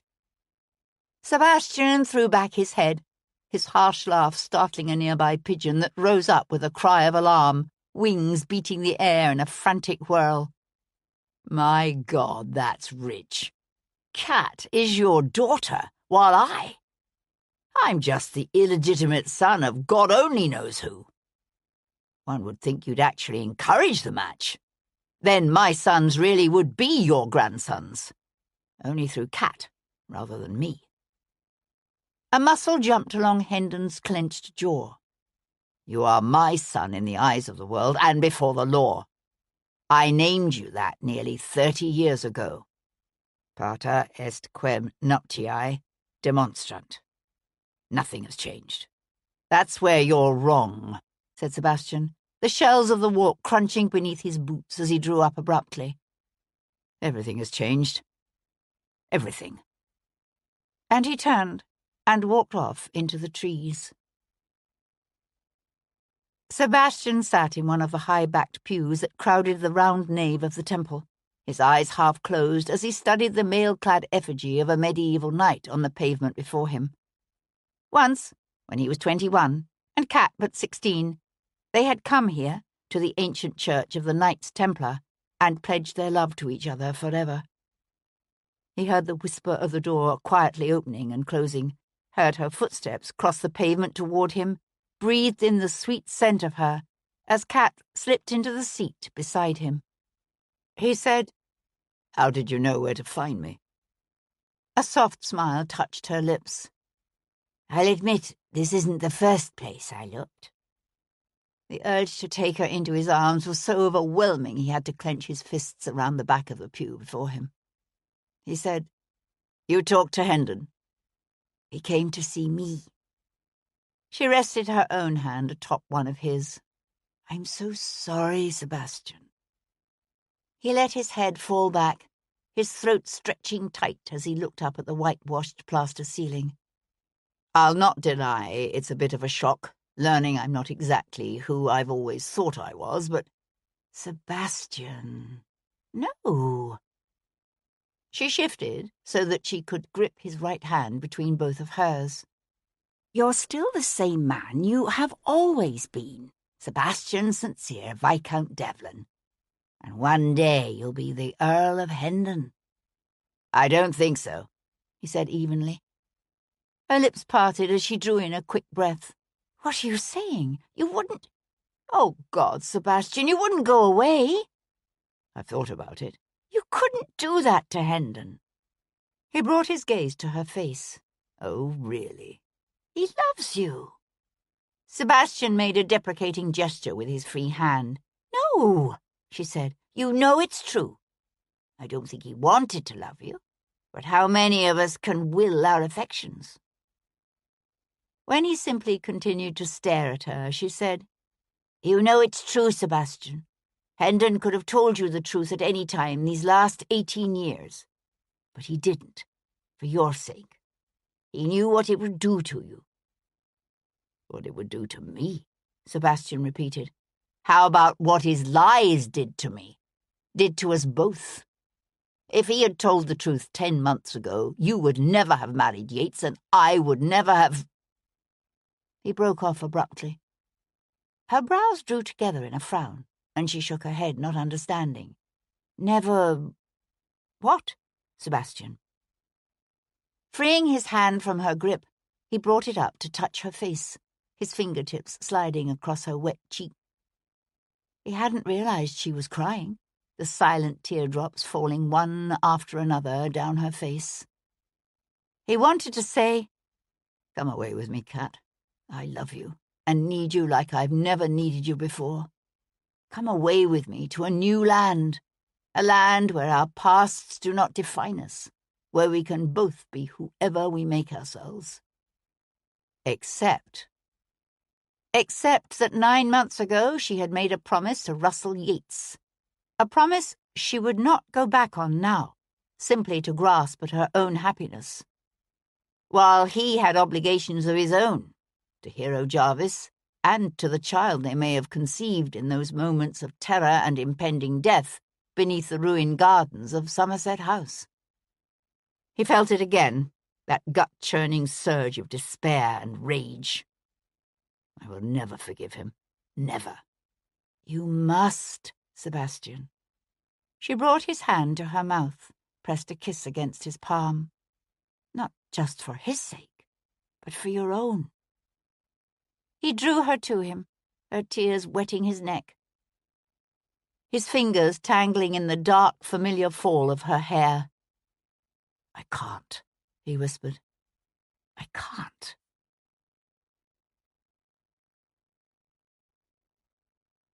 Chapter 36. Wednesday, 15th of July, 1812. "My lord." Sebastian heard Jules Calhoun's soft voice and ignored it. The voice became louder, more insistent. "My lord." Sebastian opened one eye, saw his valet's fresh-scrubbed, cheerful face, and closed both eyes again. "If you value your life," he said evenly, "you will go away." The valet had the effrontery to laugh. "Sure, then I could do that. The thing is, you see, I've a suspicion that if I do, the lady's liable to come charging up the stairs and roust you herself." Sebastian opened both eyes and groaned as the bed-hangings swirled dizzily around him. "Lady? What lady?" "The lady in the drawing-room who's here to see you. And it's no use asking me what lady," Calhoun added when Sebastian opened his mouth to do just that, "because she refuses to give her name. She's veiled. Heavily. All I can tell you is she's young and brown-haired and tall, very tall, and most imperious in her manner." "Bloody hell," said Sebastian, who had no difficulty recognizing this description of Lord Jarvis's infuriating daughter. "Here," said Calhoun, pressing a mug of some hot, foul-smelling liquid into Sebastian's hands. "Drink this. What the hell is it?" "Milk thistle, my lord, to cleanse the lingering toxins from the liver." "Toxins?" "Brandy, my lord." "Oh, that," said Sebastian, and downed the vile brew in one long, shuddering pull. The tall young woman, in an elegant walking gown of slate blue with a matching spencer, sat in one of the cane chairs beside the drawing-room's front windows. By the time Sebastian put in an appearance, she'd been sitting there for quite some time and had availed herself of a book to read. "The Libation Bearers," she said, holding the volume up when he walked in the door. "It seems a strange choice to leave lying about." "Bishop Prescott was reading it. I thought I'd take the opportunity to reacquaint myself with the tale." He walked to the tea tray Maury had sent up. "Have you no regard for the dictates of propriety, Miss Jarvis?" It was considered most improper for a young woman to visit the home of an unmarried gentleman. "Of course I do," she said in some annoyance. I brought my maid. She awaits me in the hall. I noticed. And there's the veil, I suppose. I assume you took a hackney. Naturally. Naturally, he said, reaching for the pot. Tea. Please. She pushed back her veil, her eyes narrowing as she studied his face. You certainly look as if you could use it. Thank you, he said dryly, adding a measure of cream to 2 cups before pouring in the tea. I take it you've come to continue our discourse from the other night? He held out her tea and, to his chagrin, heard the cup rattle against its saucer. Our what? Taking the cup, she looked puzzled for a moment, then coloured lightly as understanding dawned. Good heavens! Of course not. I've come because I've discovered some interesting new information about Lord Quillian. Quillian? Again?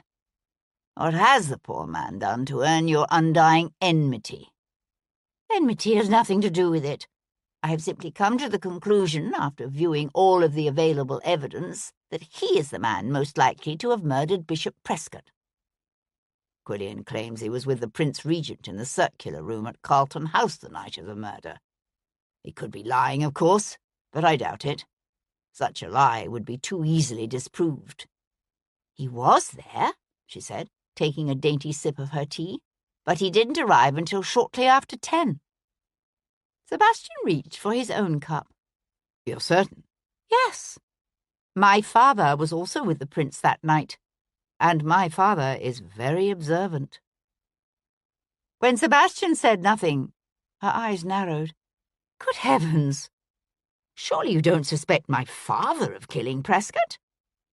Personally? No. Lord Jarvis never does his own dirty work.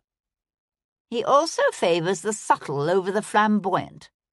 If someone had slipped arsenic into the bishop's wine, you might with reason suspect him. But to set someone to bash in the bishop's head in a crypt full of mouldering bodies, I don't think so. Sebastian raised his tea to his lips and took a deep swallow. He might have been less than wise in his choice of agents. My father is never less than wise. We are all less than wise at times, he said, and had the satisfaction of seeing her colour. He went to lean one arm along the marble mantel of the fireplace. You are aware, he said, that the decades-old murder victim discovered in the crypt the day of Bishop Prescott's death was actually the bishop's own brother, Sir Nigel Prescott? Yes. So what are you suggesting? That Lord Quillian, having somehow discovered the existence of Sir Nigel's body in the crypt, funded the renovations of the Church of St. Margaret's in order to lure the bishop out to Tanfield Hill and kill him? Not exactly. I am suggesting that Lord Quillian knew Sir Nigel's body was in the crypt because Lord Quillian is the one who put it there. You do realise, of course, that Lord Quillian was a young man of some 22 or 23 years at the time of Sir Nigel's disappearance. What possible reason could Quillian have had for murdering a 40-year-old baronet he barely knew? She drained her teacup and set it on the table beside her with a sharp click. I assume you are aware of the secret mission sent by the king to the American colonies. She must have obtained that little gem of information from her father. Sebastian studied her face, wondering what else Jarvis had told her. It was a moment before he could trust himself to answer. Yes. You also know that while Sir Nigel was in America, he discovered evidence of a traitor, someone in a position to pass important information on to our enemies? Yes, said Sebastian, in that same non-committal voice. She leaned forward impatiently, her hands coming up together. It seems to me that the traitor must somehow have discovered that Sir Nigel was onto him, and killed the baronet before he could reveal the traitor's identity. That is certainly one possibility. She sat back, her brows drawing together in a suspicious frown. What other possibility is there? I'm sorry, but I can't tell you that. She stared at him in dawning indignation. You what? It was one thing for Sebastian to entertain suspicions regarding Lady Prescott's fidelity to her late husband, and something else again for him to spread such rumours amongst the ton. Pushing away from the hearth, he strolled over to the tea tray and raised the pot invitingly. "May I offer you some more tea, Miss Jarvis?" "No, thank you," she said, coming to her feet and reaching to retrieve the reticule that had tumbled unnoticed to the floor. "Miss Jarvis, we must talk," he said, watching her. "And I don't mean about the murder of the Bishop of London." She swung to face him, the dusky skirts of her walking dress swirling gracefully about her ankles. "If you are referring to our conversation of the other night, the matter is settled." "Settled? How is it settled?" She simply stared back at him in silence, her lips tightly pressed, her grey eyes hard. They had come together essentially as strangers. She knew little of him beyond the fact that he was her father's enemy. She had no reason to trust him, and every reason not to. And there was nothing he could think of to say that would change that. He said, "You would have me think the bishop's visit to the McCains last Monday, what? A coincidence?" "Yes." "I don't believe in coincidences, remember. Whether you believe his visit was a coincidence or not is immaterial." She jerked open the strings of her reticule. "You are right. I never should have come here." "So why did you?" "A few hours of simple research enabled me to draw up a list of the names of those who were either close to the king or in the Foreign Office at the time of the American Revolt." She drew out a sheaf of papers and handed them to him. "Here." He took the pages from her and glanced through them. "This is quite a list." "It is. However, 30 years is a long time. I've gone back over the list and eliminated the names of those who are either dead, infirm, or otherwise incapacitated, or currently removed from London." She held out another, smaller sheet. "As you can see, the list of those left for consideration is markedly shorter." There were only some 6 names on the second list, 3 of which immediately leapt out at him: the Earl of Hendon, Charles Lord Jarvis, and Lord Quillian. "Quillian?" said Sebastian, looking up. "Quillian. 30 years ago he was a younger son, just beginning what was to be a career in the Foreign Office. It wasn't until a few years later that his older brother died, and he inherited the title and estates." "You're certain?" She turned toward the door. "Feel free to duplicate my efforts." He said, "I still don't understand why you're doing this." "Bishop Prescott was my friend." He shook his head. "There's more to it than that." "What else could there be?" she asked, lowering her veil into place. "Good day, my lord."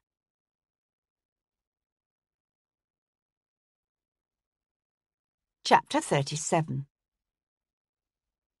Lord Quillian's elegant townhouse on Curzon Street was a bachelor residence. He had never married, always claiming whenever asked that he simply found households containing women and children too noisy and fatiguing to be endured. Living in solitary state, he'd had one of the bedchambers on the second floor turned into a massive dressing room, hung with burgundy and navy striped silk, and fitted with vast stretches of dark cherry cupboards and drawers. When Sebastian plied the knocker at the barbaric hour of 11 that morning, he was shown up to this vast chamber. Clothed in fawn-coloured breeches, a white shirt open at the neck, and a paisley dressing gown, Lord Quillian had his hands soaking in 2 bowls of sudsy water. "What an unfashionable hour for a call," he said, not looking up. "I take it, therefore, I can safely assume you are here for an unfashionable purpose." Tossing his hat and gloves on the side table, Sebastian went to lean against the frame of the tall window overlooking the street, his arms crossed at his chest. "You didn't tell me you were in the Foreign Office 30 years ago." Quillian glanced over at the small, plump valet hovering nearby with a hand towel. "Leave us." The man bowed, laid the towel beside his master, and withdrew. Quillian lifted his hands from the water and dried each finger with careful precision. "Didn't I? Perhaps you are right. I do recall I mentioned that my situation as a younger son reduced me to the vulgar necessity of having to earn my own bread. But I may not have identified the exact nature of my—" He made a face at the word. "Employment. It was not, needless to say, a high point in my life." "How did your brother die?" "My brother?" Quillian looked up at that, his eyes narrowing. "If you must know, he died of smallpox." "What precisely are you suggesting, my lord? That I was in such dire financial straits as a young man that I sold my country's secrets to the Americans? And then, when an ill-timed peace ended that lucrative venture, I had my brother set upon my footpads so that I might inherit?" Sebastian studied the toe of his boot. "I don't recall saying anything about a traitor." Quillian held himself still for a moment, then inclined his head in wry acknowledgment. "Touché, my lord. You're quite right. You did not. Yet you are such an indefatigably inquisitive young man. I've no doubt by now that you have learned of the Alcibiades letters." "It's my understanding that the existence of the Alcibiades letters was a closely guarded secret." Quillian reached for a small knife and began paring his nails. "So it was, 30 years ago. But with the passage of time, these things become less critical. Percival let drop a few choice tidbits about the scandal within my hearing last April. Needless to say, my ears pricked up. I mean, the timing was so curious. Don't you agree?" "Yes." Lord Quillian sighed dramatically. "In the end, it all came to naught, of course. Here I was hoping to discover that Sir Nigel was himself Alcibiades, whereas in fact Sir Nigel was actually the one who discovered the existence of the traitor, although not, it seems, a man's identity." "Not that we know." Quillian opened his eyes wide in a parody of enlightenment. "So you're suggesting what precisely? That Sir Nigel confronted me with evidence of my supposed traitorous dealings, whereupon I killed him to keep him silent?" Quillian frowned. "Yes, I can see where such a scenario has a certain element of logic. There's only one problem." "What's that?" "I'm not a traitor." Quillian pushed to his feet and threw off his silk dressing gown. "Although I realize that's an easy thing to say. Not so easy to prove." "I'm told you didn't arrive at Carlton House before 10 o'clock on the evening of the Tuesday in question," said Sebastian. "Where were you before that?" Quillian looked faintly amused. "Not any place I care to tell about," he said, selecting a freshly starched cravat from the pile laid out for him. His attention all for his own image in the mirror, Quillian carefully wrapped the white Irish linen around his neck and began the delicate business of tying the ends. "I take it your attempts to identify the bishop's killer have not exactly been crowned with success. Is that why you've turned your attention to the events of 30 years ago? Surely you don't think the bishop and his brother were both killed by the same man?" "I consider it one possibility, yes." Quillian leaned forward, his gaze intent as he made a few careful adjustments to the exaggerated knot of his cravat. "I suppose you know what you are doing, but I think you're wrong." "Really? So what do you think happened to the brothers Prescott?" "I think Francis Prescott killed his brother 30 years ago for the inheritance. And then, when my helpful interference brought the body of the good bishop's victim to light, he went rushing back to the scene of his crime, only to fall victim in his turn." "To whom?" Turning away from his mirror, the dandy reached for a silk waistcoat of the palest salmon silk, backed by fine white linen. "I did give you a little hint the other day. Did you not follow up on it?" Sebastian frowned. "You mean William Franklin? Would you have me believe the American killed Bishop Prescott over a mere slight involving a couple of schoolboys?" "Dear me," said Quillian, deftly fastening the row of tiny pearl buttons that ran up the waistcoat's front. "Can it be that you don't know?" "Don't know what?" "The depth of the animosity William Franklin held for our good bishop. You see, as one of the senior loyalists to take refuge in London, William Franklin worked tirelessly on behalf of his fellow Americans, petitioning Parliament for their relief. Yet when Franklin's own case came before the Parliamentary Commission, he was awarded a mere trifle. The bulk of his claim, amounting to nearly £50,000, was disavowed. Why? Because Francis Prescott convinced the Commission that Franklin's loyalty was suspect, due to the treasonous activities of his well-known father, Benjamin Franklin. It was Prescott's contention that Franklin, père et fils, had deliberately supported opposite sides of the conflict so that no matter who won, the Franklins would come out on top. When was this? The Commission's hearings? The late 80s, I believe. So you're suggesting that William Franklin waited more than 20 years until he was old and infirm before suddenly deciding one night to follow the bishop out to a rural parish church and bash in his head? La vengeance est un plat qui se mange froid. Perhaps now that his wife is dead, Franklin feels he no longer has anything to lose? Quillian shrugged.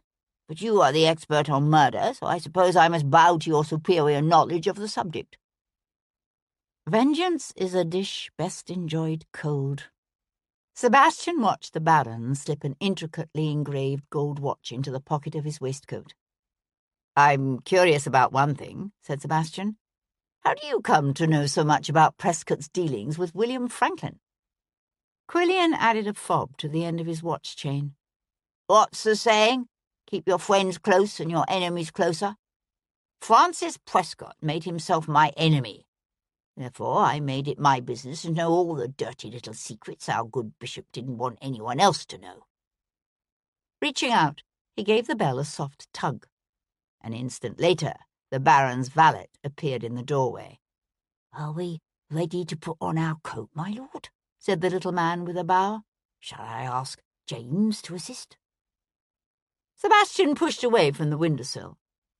"It takes the combined efforts of your valet and a footman to get you into your coat?" "I should rather hope so," said Quillian, looking affronted. "Any excess material would lead to unsightly wrinkles. That would never do." Sebastian reached for his hat and gloves. "I'll show myself out." But he paused in the doorway to look back and say, "One of these days, an abolition act will make it through Parliament, with or without Bishop Prescott. You do know that, don't you?" "I know it," said the Baron, positioning his cuffs as the valet held a flawlessly tailored coat of superfine in readiness, and the footman waited to assist. "But without Prescott, I can't see it happening for another 20 years or more. And who knows?" The Baron smiled. "By then, I may well be dead." William Franklin stood at one of the open sides of the long, low building that stretched out for hundreds of feet along the edge of Paynton Place, near Hanging Field. Known as a rope walk, the structure had low brick walls that reached only to hip height, and a simple shed roof supported by rows of crude posts. Within its shelter, hemp fibres were spun into threads and then twisted into rope. The strands could be twisted together in a straight line only with the strands fully extended, which accounted for the rope walk's great length. "Fascinating, is it not?" said Franklin, when Sebastian strolled up to him. The old man had to shout to be heard over the clickety-clack of spinning metal wheels. "When I was a wee lad, my father used to take me down to the rope walk near the harbour in Philadelphia. Ellen always enjoys it too." Sebastian narrowed his eyes against the cloud of billowing hemp dust. It was messy work, the air heavy with the scent of hemp and tar and the whirl of the spinning fibres. "She's not with you today?" "She would have come, but she wanted to finish the letter she's writing to her father." The old man's smile slipped slightly at the thought of his wayward son. He keeps promising to visit her, but he never comes. He has my father's papers, you know. I've been pressing him to publish them. I've even offered to help, but he'll have none of it. Sebastian studied the American's time-worn face. From what Sebastian had been able to learn, the domestic arrangements of the Franklin males tended to follow a similar bizarre pattern. An illegitimate son himself, William Franklin had abandoned his own illegitimate son, Temple, to be raised by Benjamin. And Temple Franklin had, in turn, abandoned his illegitimate daughter, Ellen, to be raised by William. They were a brilliant but peculiar family. But then, Sebastian thought, perhaps most families were peculiar, each in its own way. He said, I'm told Bishop Prescott was largely responsible for the Parliamentary Commission's decision to disavow the majority of your claim. Franklin cast him a knowing, sideways glance. So that's why you're here, is it? You've heard about the results of the commission? He gave a soft chuckle. Believe me, Lord Devlin, if I ever felt moved to kill Francis Prescott, it was 24 years ago, not last week. Sometimes these things build. True, said Franklin. True. He drew a plain gold pocket watch from his old-fashioned snuff-stained vest and squinted down at the time. I promised to take Ellen for an ice at Gunter's, but I've a few minutes left. Something about the movement stirred the whisper of a recollection in Sebastian's memory, a thought that was there and then gone before he could capture it.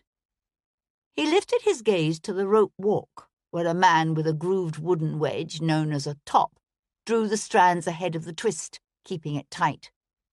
The strands had to be kept under equal tension, without kinking, until the entire fathom of rope was twisted.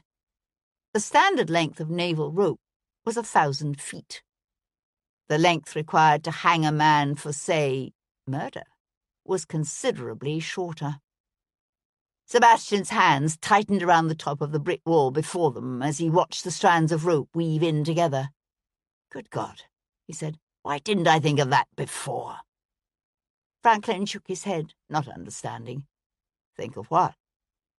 Sebastian pushed away from the wall. Thank you for your help, Mr. Franklin.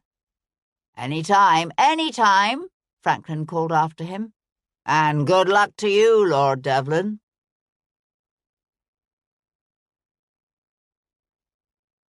Chapter 38. Stopping by Brook Street, Sebastian slipped a small loaded double-barreled pistol into his pocket. Then he headed for Bow Street. He arrived at the public office to startle Sir Henry Lovejoy by demanding, You said you were going to look into the circumstances of Jack Slade's transportation, did you? Yes, said the magistrate, carefully fitting his spectacles on his face and reaching for a file. I've my notes right here.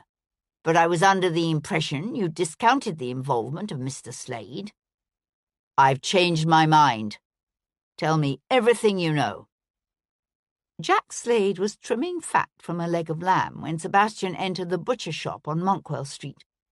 The butcher had a bloody apron tied around his waist. The hand clutching the thin boning knife was bloody too, as was the ugly-looking cleaver resting at his elbow. The pungent odour of raw meat filled the air.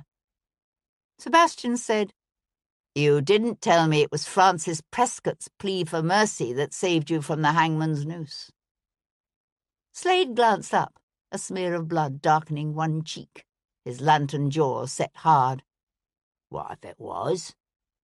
Sebastian let his gaze rove the small shop, taking in the sides of beef and mutton hung from massive hooks in the walls. A tray of sausages rested on the counter. The battered green shutter that would be used to close the butcher's shop when the day's trading ended stood propped against the wall. He said, The thing is, you see, I find myself wondering something. Why would Father Prescott, I assume he was only a priest then and not a bishop. Anyway, why would Father Prescott intervene to help a man convicted of bludgeoning his wife to death in a drunken brawl? That's right, Sebastian added, when Slade's eyes narrowed. I've discovered you weren't being exactly truthful when you said your wife died while you were in Sydney." The butcher sliced a ridge of fat and let it drop into the bucket at his feet. "Reckon he felt guilty, 'cause of what his brother done to my family." "That's one explanation," said Sebastian. "What other explanation is there?" Sebastian shifted so that he had a clear view of the street, where a costermonger was pushing a barrel up the hill toward the churchyard. "Nice shop you have here. Been in business long?" "Near on 5 years. Why you ask?"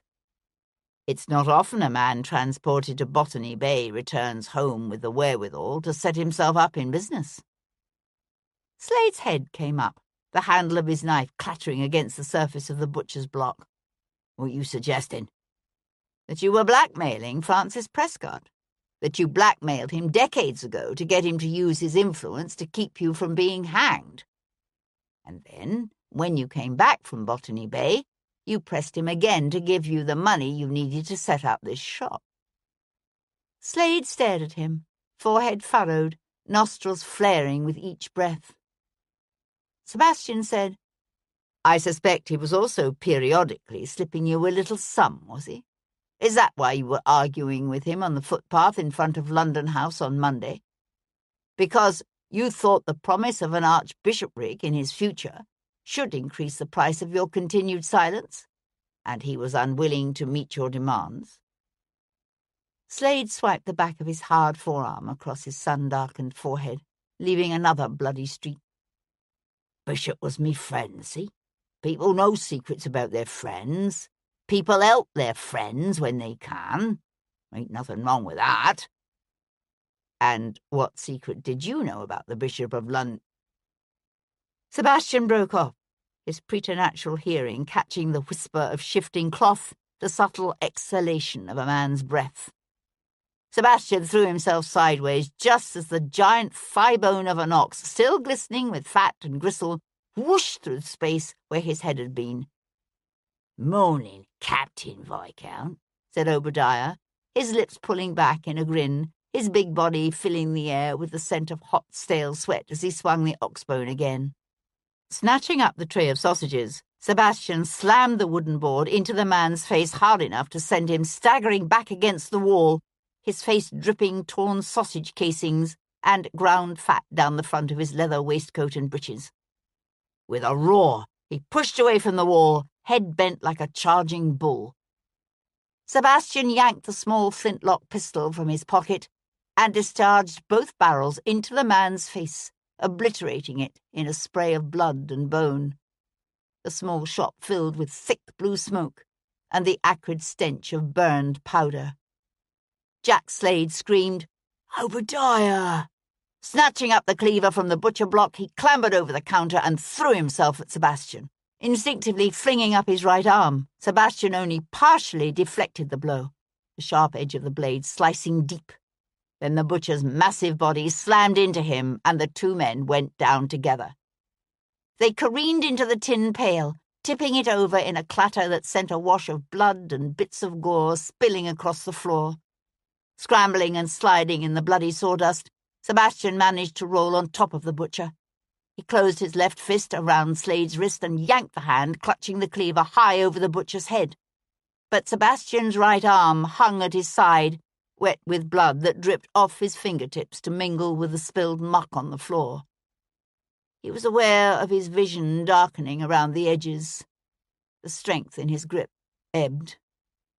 Slade reared up, the crown of his head butting into Sebastian's forehead. Sebastian reeled back, his blood-slicked fingers losing their grip on the butcher's wrist. Lurching sideways, Slade swung the cleaver at Sebastian's head. Sebastian jerked out of the way. The heavy blade sank into the wooden frame of the old green shutter beside him and stuck there. Face streaked with sweat and blood and sawdust, Slade rocked the cleaver's handle, trying to free it. Sebastian slammed the heel of his boot into the side of the butcher's head, knocking him back. Sebastian closed his own left hand on the cleaver's handle. Levering the blade free of the wood, he swung around just as Jack Slade charged. The blade made an ugly thwunking sound as it sank into the butcher's chest. Slade flopped back, jerked, lay still. His breath soughing in his throat, Sebastian sank back against the blood-spattered wall.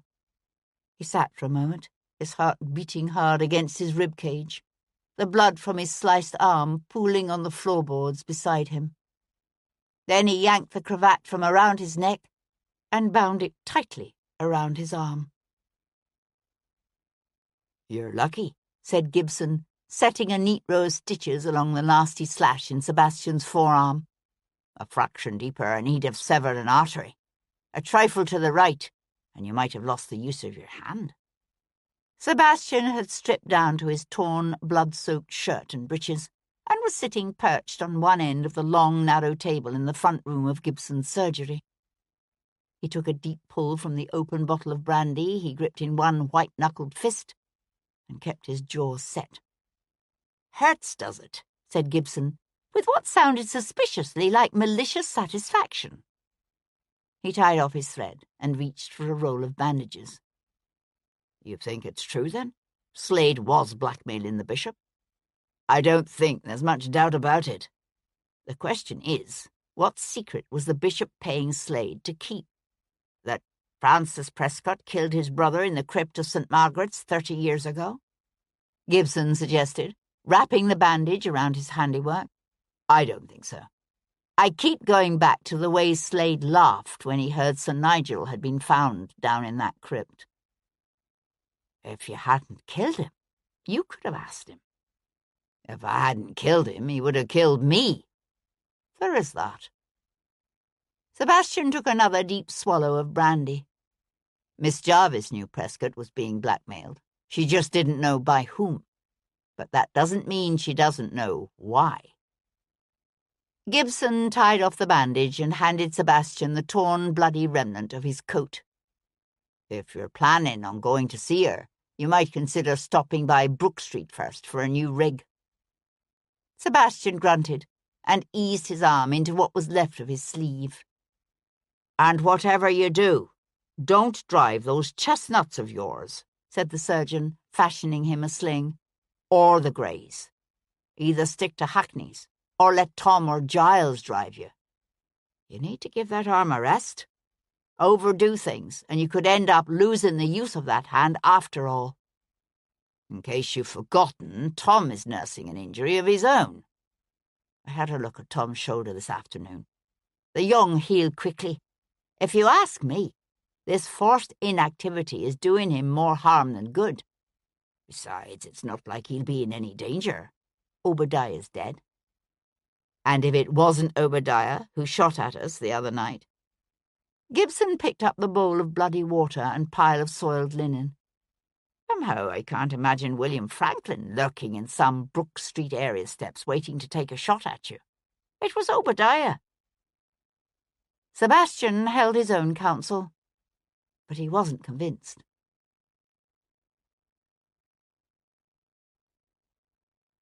Chapter 39. He found Miss Jarvis surrounded by piles of books and papers and seated at the dark, heavy table in the library of the house on Berkeley Square. She wore a simple gown of pale yellow cambric, made high at the neck, and trimmed with delicate touches of white lace. And she had her head bent over some notes she was making, so that the afternoon sunlight, streaming in the tall-paned window overlooking the garden, fell warmly on her brown hair. At Sebastian's entrance, she looked up and laid aside her quill, her face studied in its calm repose. He searched her even features for some indication that his suspicions might be true. But if she found his presence a cause for concern, she didn't show it. "Lord Devlin," announced the butler, hovering nervously, obviously uncertain of the wisdom of abandoning her to the company of such a dangerous visitor. "You can tell him I promised not to abduct you," said Sebastian, going to where a carafe of Lord Jarvis's best brandy rested on a tray. A suggestion of amusement lightened her features. "Thank you, Grisham. That will be all." Sebastian poured himself a drink and downed it in one long pull. Do help yourself to some brandy, she said sardonically. He refilled his glass. Thank you. Her gaze lingered for a moment on his sling, but rather than remark on it, she pushed to her feet and began assembling her papers. He said, "Embarking on a new project, Miss Jarvis?" "Actually, it occurs to me that perhaps you are right, that I've focused too single-mindedly on Lord Quillian. So I've decided to pursue several other theories." He strolled over to study the title of the nearest tome. "Burke's Peerage. So you're what? Expanding your list of suspects to include the entire peerage?" A malevolent gleam darkened her fine grey eyes. She tweaked the book from his grasp and slipped it back on a shelf. "Did you know that before her marriage to Sir Nigel, Lady Prescott eloped with another man?" "The unsuitable suitor.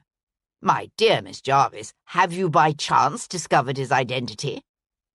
"Not by chance, my lord, but I have discovered his identity.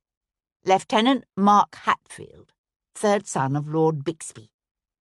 "Who?" "Lieutenant Hatfield. He was killed at Yorktown." Sebastian stared thoughtfully at his brandy. "In other words, he predeceased Sir Nigel by nearly a year." She nodded. "When I first learned of the elopement, I thought the disappointed suitor might have been responsible for Sir Nigel's death. Obviously, that was impossible." There was something about the airy way in which this was said that told Sebastian more than he suspected she'd intended. He took a sip of his brandy and said with quiet amusement, "You thought the unsuitable suitor was Quillian, didn't you?" A faint hint of colour touched her cheeks, but all she said was, "What happened to your arm?" "An unpleasant encounter with a butcher and his meat cleaver." "A butcher?" "A man by the name of Jack Slade. Ever hear of him?" She shook her head. "Should I have?"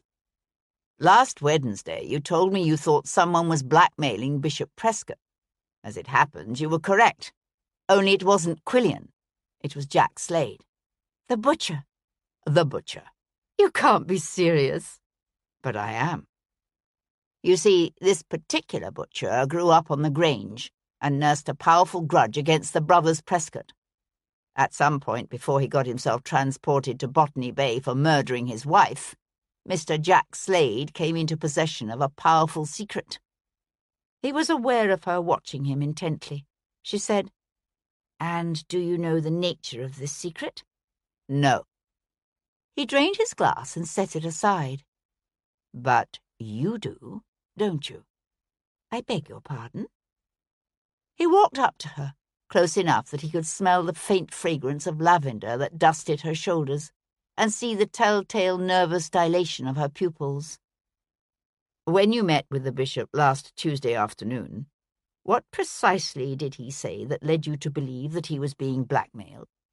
And don't even think about quoting me some pious pap about a friend's responsibility to honour a man's confidences even after death. In the past week, I've been forced to kill 3 men. I've been shot at, horsewhipped, attacked with a meat cleaver, and half drowned. My patience is wearing thin." 2 tight white lines had appeared to bracket her mouth. "Tell me," he said. She went back to gathering her books, the soft thumps of the bindings slapping together sounding unnaturally loud in the hushed room. He didn't think she meant to answer him. Then she seemed to come to a decision. She said, "When I arrived at London House Tuesday evening, it was obvious something had occurred to trouble him. At first he simply said he'd received disturbing news. But later, after we'd spoken—" "Yes," he prompted, when she hesitated. He said, "It's no pleasant thing to be haunted by the secrets of one's past. And he told me he had fathered a child in his youth." "Sir Peter." Her head came up. "Sir Peter! Good heavens! I never thought of that. Is Sir Peter his child?" "I don't know, but I've begun to suspect he might be." "I wonder if that's why Prescott was reading the libation bearers." "It makes sense, does it not?" He studied her carefully composed features. What else did the bishop tell you? Nothing. Sebastian looked out the window at the neat, high-walled rear garden, at the breeze-ruffled deep green leaves of the shrubbery, at the blueness of the slice of rain-scrubbed sky. He could think of only one reason for Francis Prescott to have shared this painful burden with Miss Hero Jarvis, and for her to have been so reluctant to reveal it. He had always thought of her as a formidable, intelligent woman of extraordinary courage and fortitude. But now, standing stiff-backed in the afternoon sunlight streaming in the garden window, she looked suddenly vulnerable and maybe a little afraid. "This is not a secret you need hide, or bear alone," he said quietly. "We can be wed tomorrow by special license. You must allow me to do this, Miss Jarvis, for your sake, and for the sake of the child." An angry muscle jumped along her rigid jaw, shattering the image of vulnerability. "You are wrong in your supposition, my lord. There is no child." And then she said it again, her eyes steady and fierce, as if she could compel him to believe her. "There is no child." She reminded him so much of Hendon, fiercely lying in the face of all evidence to the contrary, that the similarity sent a chill over him. "You've said yourself you wouldn't tell me, even if there were." She swung away, head held high, back rigid, to jerk the bell pull beside the fireplace. The butler must have been hovering nearby, because he appeared almost instantly. "Viscount Devlin is leaving," she said. "Please show him out." Sebastian settled his hat on his head. There was just enough uncertainty in his mind to keep him from continuing to press her.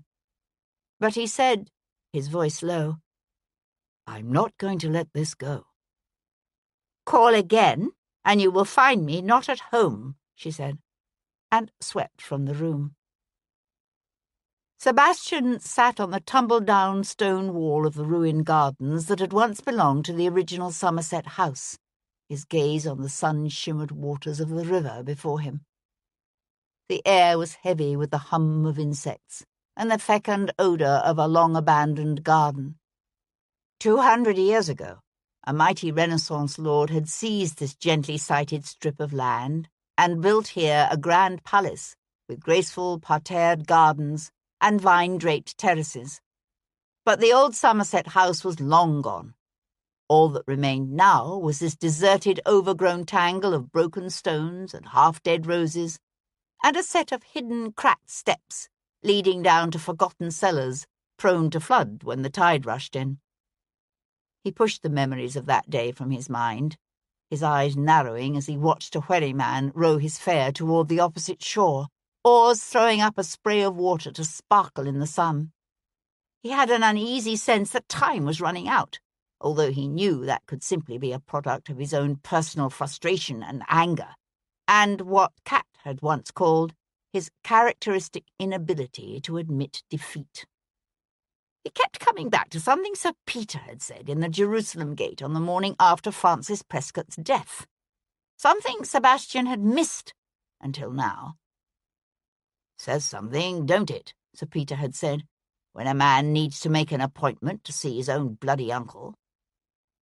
Sir Peter claimed last Tuesday's meeting had been just one more instalment in an ongoing argument over a certain dark-eyed opera dancer. Except that would imply that Francis Prescott had sought Sir Peter out, rather than the other way around. Sebastian knew it could simply be a coincidence that Sir Peter had met with his uncle the day after the bishop's angry encounter with Jack Slade on the pavement before London House. But he doubted it. What would a man like Jack Slade do, Sebastian wondered, if Francis Prescott had refused the butcher's attempts to extort more money? Sebastian could identify 3 options. Slade could admit defeat. He could proclaim the bishop's secret to the world in angry revenge. Or he could take his dangerous but valuable secret to a new buyer. Lady Prescott, perhaps. Or her son, Sir Peter Prescott.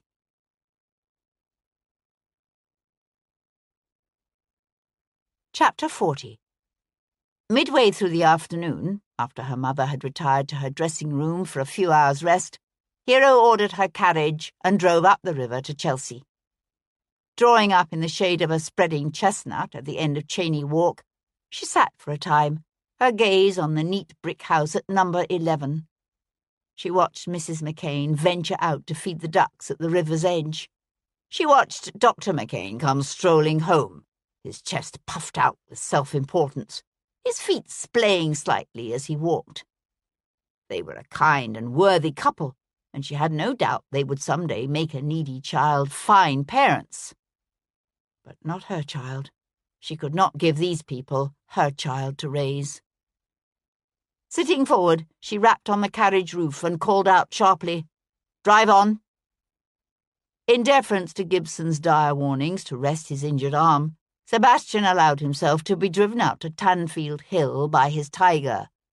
Tom enjoyed the experience hugely.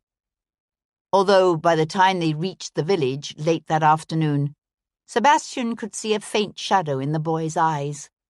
Gibson had obviously overestimated Tom's pace of recovery. Leaving the chestnuts in Tom's care at the Dog and Duck, Sebastian followed the narrow footpath up the mill stream. The sun was sinking low toward the western hills, the golden light filtering down through the leafy canopy of the willows and oaks to cast dappled shadows across thick humus still damp from the rain. Bessie Dunlop, nurse to Sir Peter and his mother before him, sat on a weathered ladder-backed chair drawn up before the open door of her cottage. She was shelling a bowl of peas she held in her lap, and did not look up when Sebastian entered the clearing. But the doe that grazed contentedly near the corner of the cottage froze, muscles tense, ready to run. "That's all right, girl," Bessie told the deer. "He won't harm you." Only then did she look up. "I expected you yesterday. You obviously overestimated my powers of deduction." She laughed at that, a rich, melodious laugh that could have belonged to a much younger woman. He went to hunker down beside her, his elbows braced on his spread knees, his gaze hard on her face. "You told me Sir Peter came to visit you last week. What day?" Gnarled, work-worn fingers snapped another pod, spilling its hard green peas into the bowl. "One evening is much like the next to me." "It was the evening the bishop died, was it?" "Could have been." She snapped another pod. "He's a good boy, Sir Peter, never too busy or puffed up in his own conceit to forget to visit his old nurse." Yet somehow I don't think Tuesday's call was in the nature of a social visit, was it? When she didn't answer, Sebastian said, "Sir Peter came to ask if what Jack Slade had told him was true, didn't he? That the bishop was his father?" Her fingers stilled at their task. "Oh, no, he already knew that." "The bishop had admitted the truth to him?" "Yes." "Then why did Sir Peter come to you?"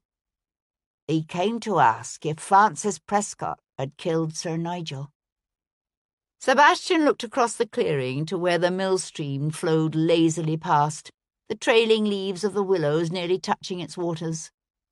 "And what did you tell him?"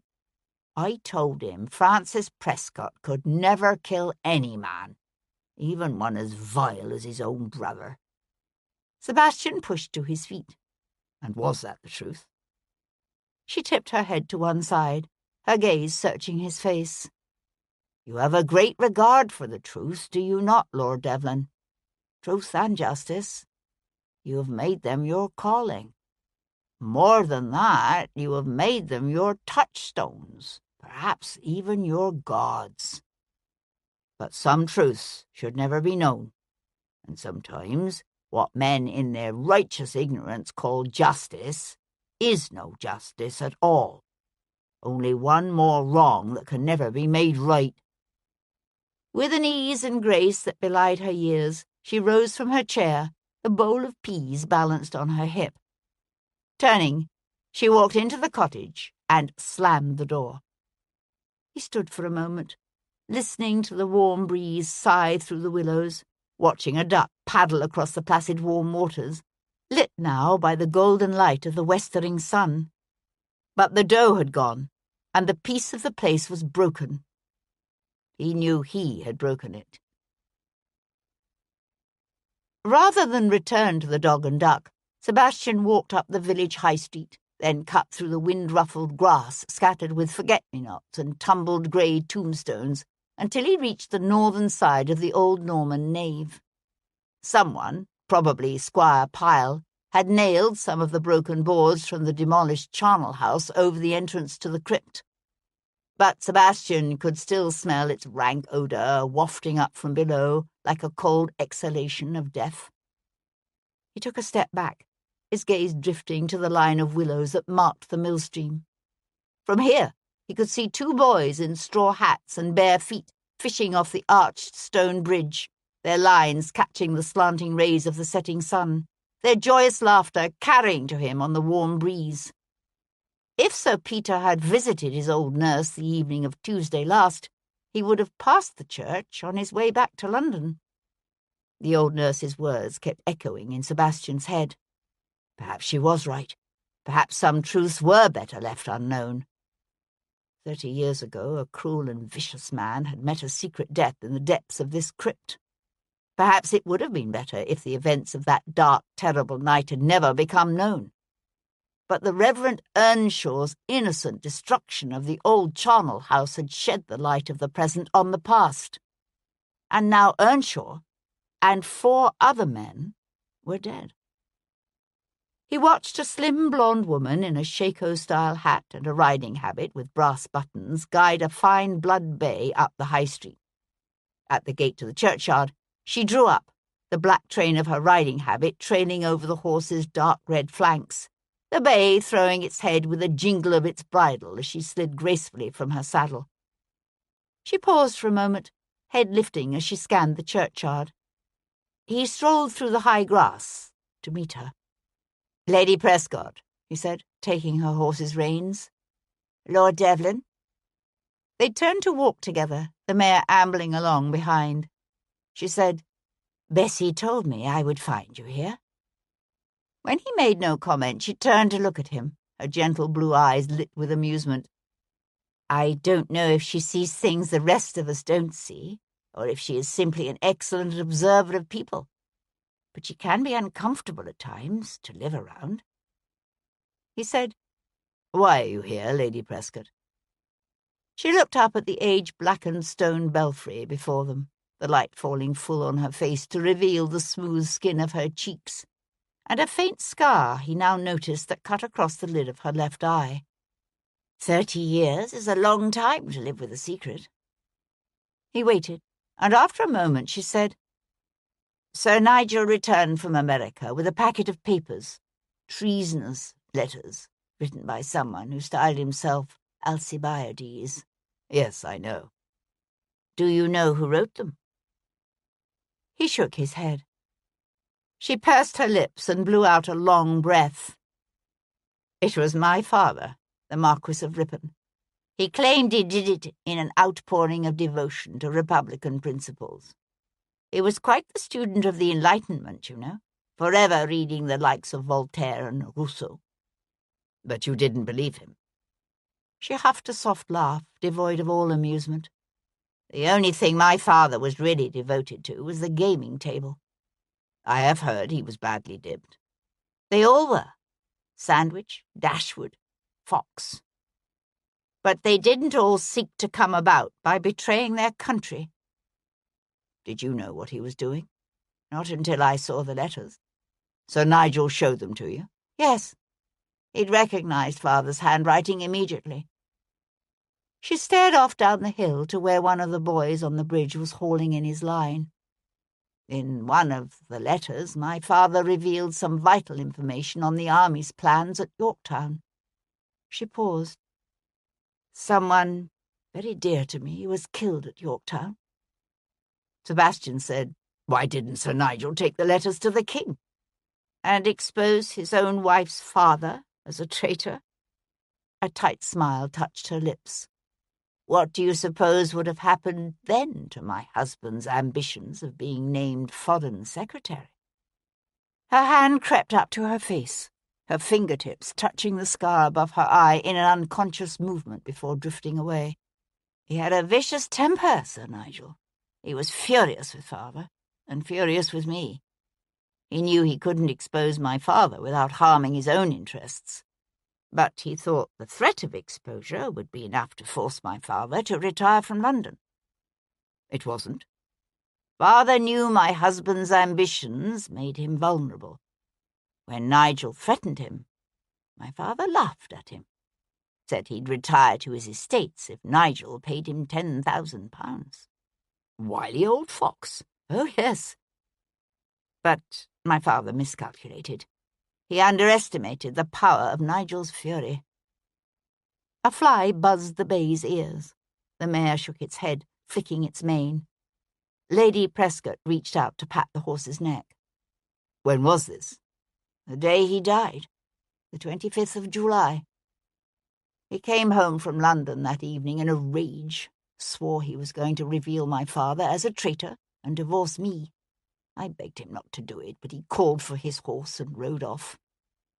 It said something about English marriage laws and the attitudes of their society, that a terrified, abused woman would be horrified by her husband's threat to divorce her. Sebastian studied Lady Prescott's half-averted profile. Most women would suffer unimaginable cruelties at the hands of their husbands rather than face the social stigma and financial ruin that were the lot of divorced women. He said, "So you went after him?" She nodded. I thought he was going to London, but when I rode through Tanfield Hill, the moon was full, and I could see his mare, Lady Jane, tied up by the charnel house. My husband and his brothers used to play in the crypt as children. He was always telling me stories, bragging about how he would hide things down there when he was a boy. I realized he must have hidden the Alcibiades letters there. I'd looked for them at the Grange, you see, and hadn't been able to find them. They'd long ago stopped walking and were standing on the gravel sweep beside the church. From here they could see the piles of rubble left by the demolition of the charnel house. When the wind shifted around, it brought with it an old, old smell. Sebastian said, "You followed him down into the crypt?" She stared down at her knotted hands. I was still hoping I could get him to see reason, but he was drunk on brandy and fury and a lust for revenge. As soon as he saw me, he came at me. I'd never seen him like that before. He'd hurt me in the past, but this time I swear he wanted to kill me. Her gaze lifted to where the setting sun baked the golden stones of the bridge over the millstream. The boys had gone. I honestly think he would have. Sebastian said, "The silver dagger. You brought it with you from the Grange, did you?" The muscles in her throat worked as she swallowed. My father had given it to me. He'd brought it back from Rome as a young man when he was on his grand tour. Sir Nigel had hurt me before he left. When I rode after him, I took the dagger with me, just in case. When I came down the steps, he was at the back of the crypt. He'd taken a lantern from the sacristy, and I could see the light flickering over the rows of old columns and the stacks of coffins in the bays. He turned when he heard me. I said his name. That was all. Just his name. He started screaming at me, calling me the vilest things. Then he pushed me back against one of the columns and put his big hands around my throat.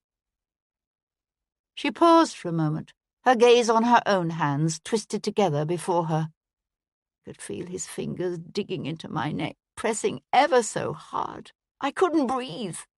I tried to beg, to plead with him to stop, but I couldn't speak. And I thought, he doesn't need to divorce me. He's going to kill me. So you stabbed him? She nodded, her voice an anguished whisper.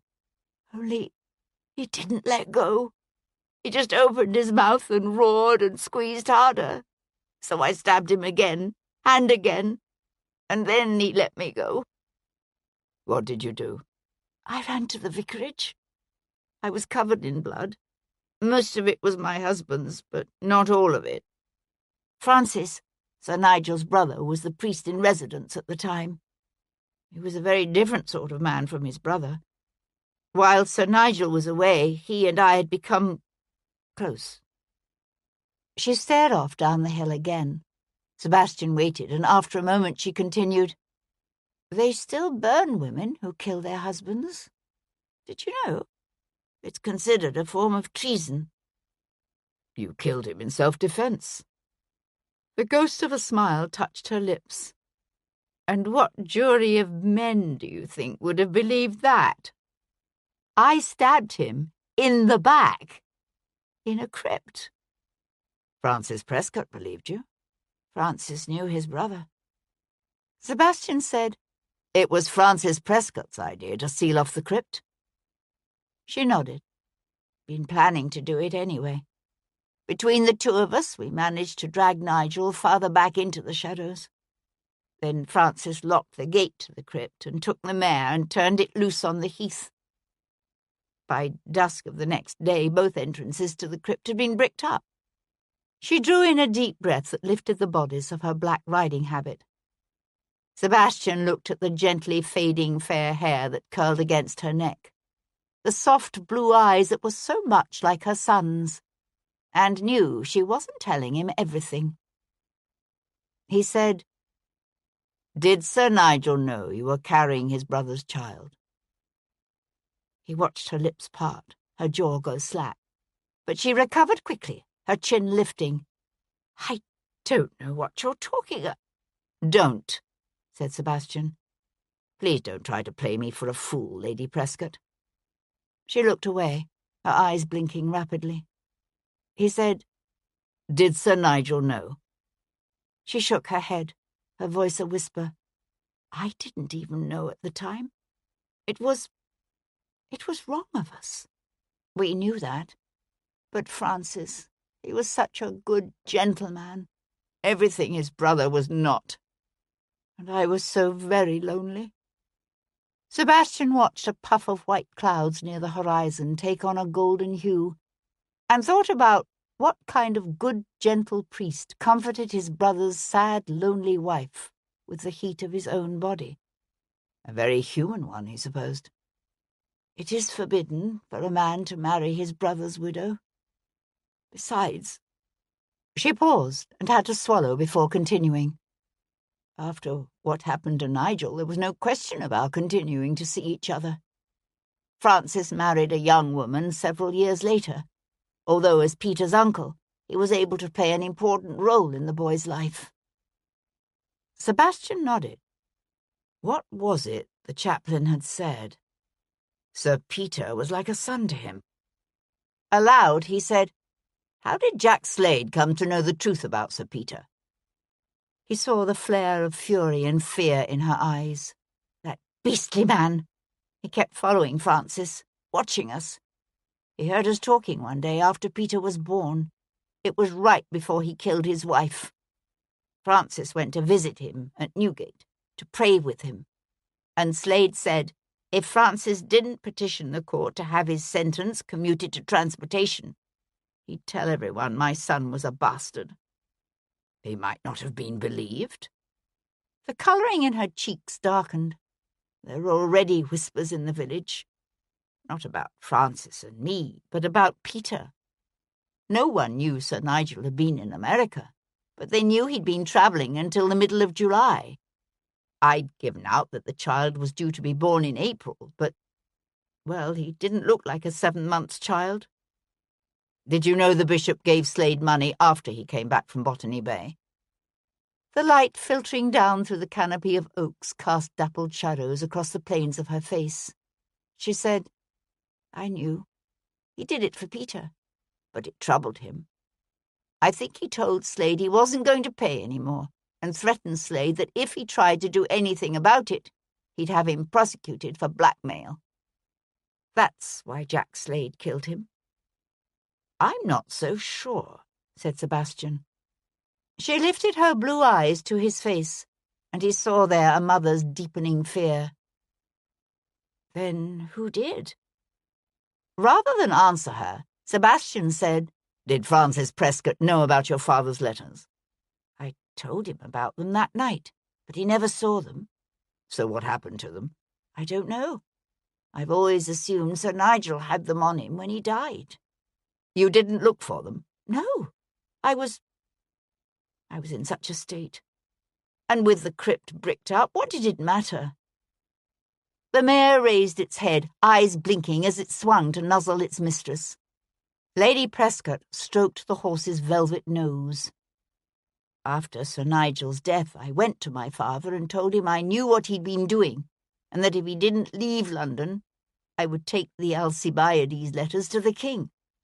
He didn't know I no longer had them. He left for Derbyshire the next day. We've never spoken to each other since." "He's still alive?" "Yes."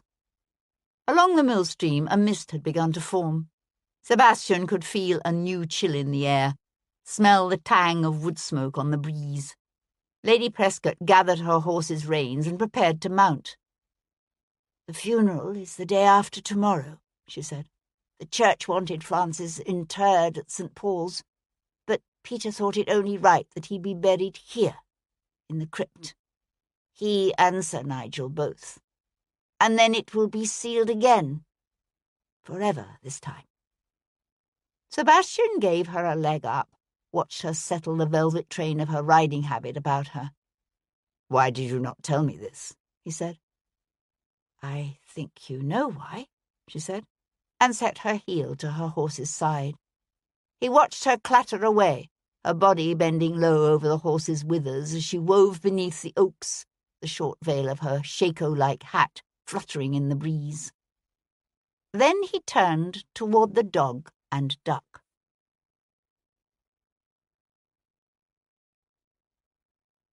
Chapter 41. "Do you believe her?" asked Gibson.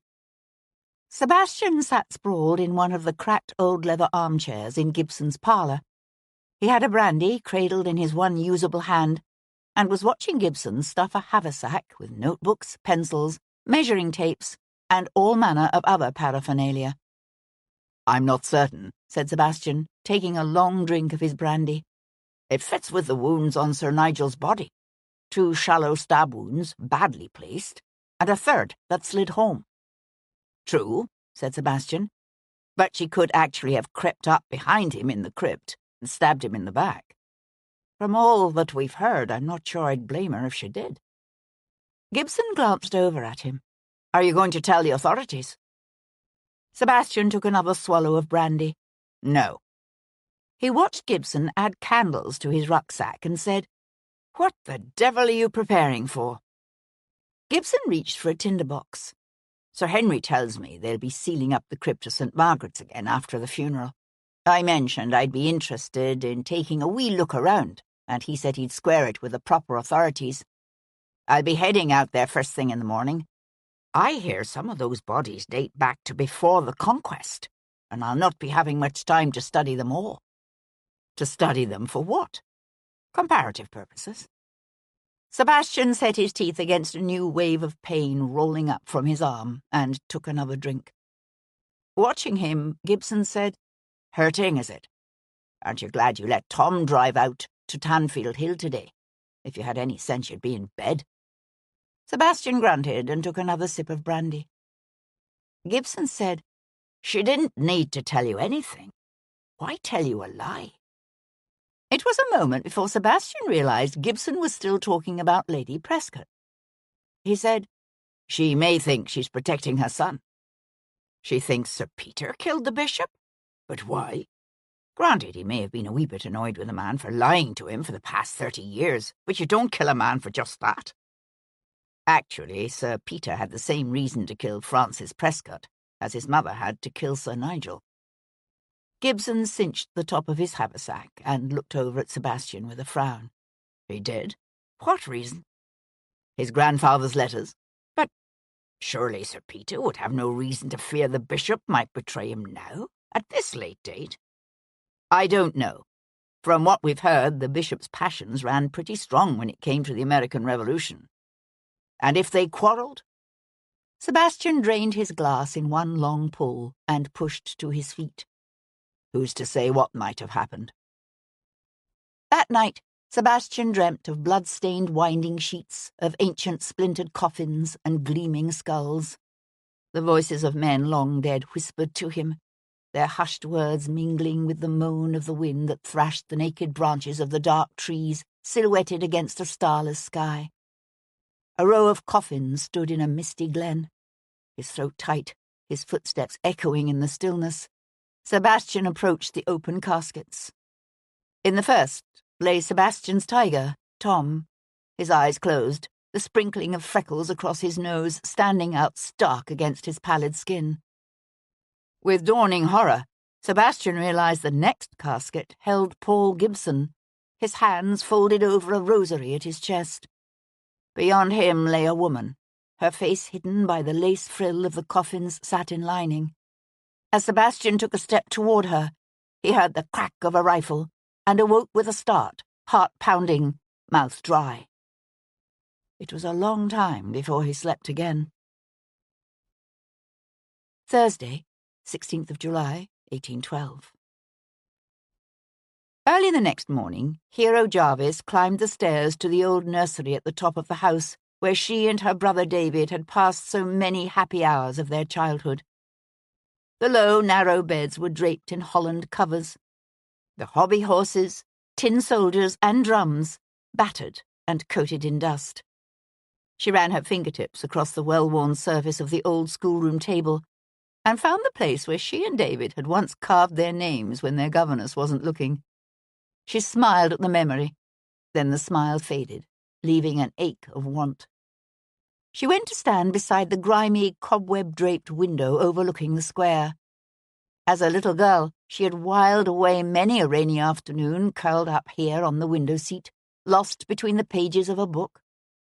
Her favourites were always tales of adventure and travel. In her imagination, she had followed the Silk Road with Marco Polo, sailed the South Seas with Captain Cook, crossed the desert highlands of Anatolia with Xenophon.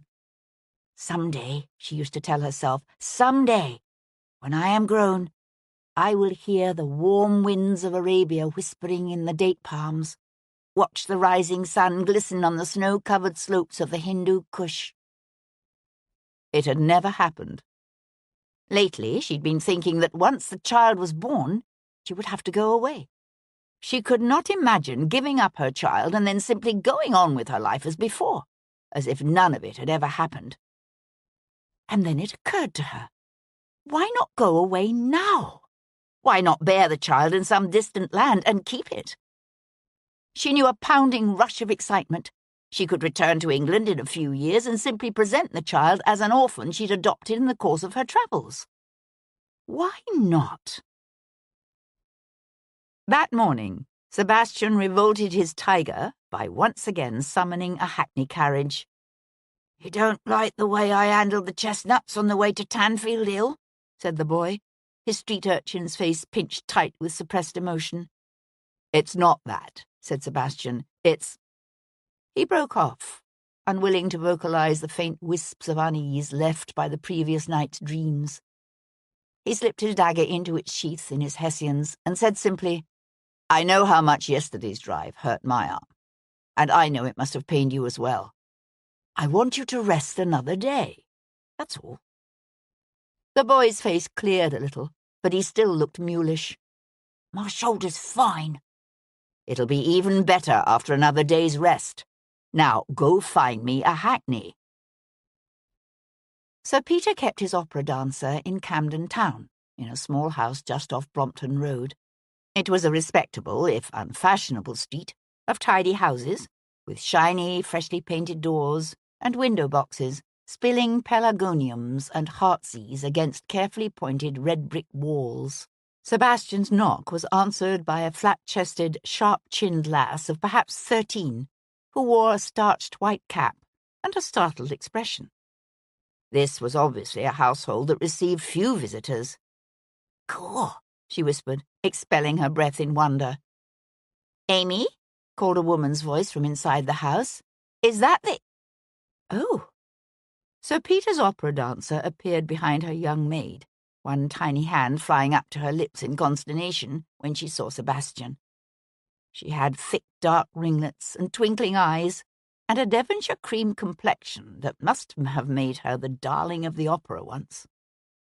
Now, from the looks of the bulge beneath the high waist of her simple sprigged muslin gown, she was at least 6 months heavy with child. "I beg your pardon for the intrusion, madam," said Sebastian, removing his hat. "I was looking for Sir Peter." "He's taken Francis down to Whitehall to watch the changing of the guard." "Francis?" "Our son." She smoothed her left hand over her swelling stomach in a self-conscious gesture, and Sebastian saw the morning sun glimmer on the gold of the simple band on her third finger. "She's not my mistress," said Sir Peter. "She's my wife. She has been for nearly 4 years now, since before Francis was born." They stood together at the edge of the Horse Guards parade, where a flaxen-haired lad of about 3 clambered over the barrel of a Turkish cannon captured a decade earlier in Egypt. "She's lovely," said Sebastian. A soft smile lit the other man's features as he watched his son. It faded slowly. "Her lineage is respectable. Her father was a physician, but when he died, the family was left penniless. She came to London looking for work." He paused. "You know how that goes." Sebastian stared off across the parade toward the Hyde Park barracks. A warm sun bathed the park in a golden light, but he could see the threat of dark clouds building again on the horizon. "Of course," Sir Peter was saying, "her birth makes no difference now. Not after she's trod the boards. What kind of a man marries his mistress?" "The kind of a man with the courage to follow his heart," suggested Sebastian. "Courage!" Sir Peter gave a harsh laugh. "If I had courage, Arabella would be living openly with me as my wife at the Grange, rather than being hidden away in Camden Town." They could see the new guard now, dark horses advancing in majestic solemnity, sun shining on the red-coated men's helmets and white plumes. "The bishop knew of your marriage, did he?" said Sebastian. "Is that why you quarrelled?" Prescott narrowed his eyes against the sun. "Initially, yes." The little boy, Francis, slid off the cannon and ran toward them. "They're coming, Papa," Sebastian said. "I know Jack Slade paid you a visit last Monday night, and I know why." Sir Peter kept his face half-turned away, his gaze on the approaching lifeguards, their dark mounts moving in flawless precision. "It's no easy thing discovering that your entire life has been a lie." Sebastian stared off across the field and said nothing. After a moment, Prescott continued, "Slade wanted me to give him money. £2,000. Did you oblige him?" "I told him I needed time to gather such a sum." "Would you have given it to him?" "I don't know." He glanced sideways at Sebastian. "I hear you killed him. I must say I'm glad." Sebastian watched the royal standard snap in the breeze. "He had no proof of anything, only his word." Prescott huffed a soft, humourless laugh. "That, and the fact that my uncle had been paying to keep him silent for years." Sebastian watched the trumpeter lift his instrument for the royal salute. "You told me you were here in Camden Town the night Francis Prescott died. But that's not true. You rode out to Tanfield Hill that evening to see Bessie Dunlop." Prescott turned to face him. "What the devil are you suggesting, Devlin?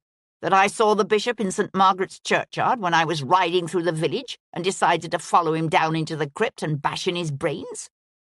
What the bloody hell would I do that for? Because he cuckolded my mother's husband? Because he didn't like my own marriage? Ever hear of the Alcibiades letters?"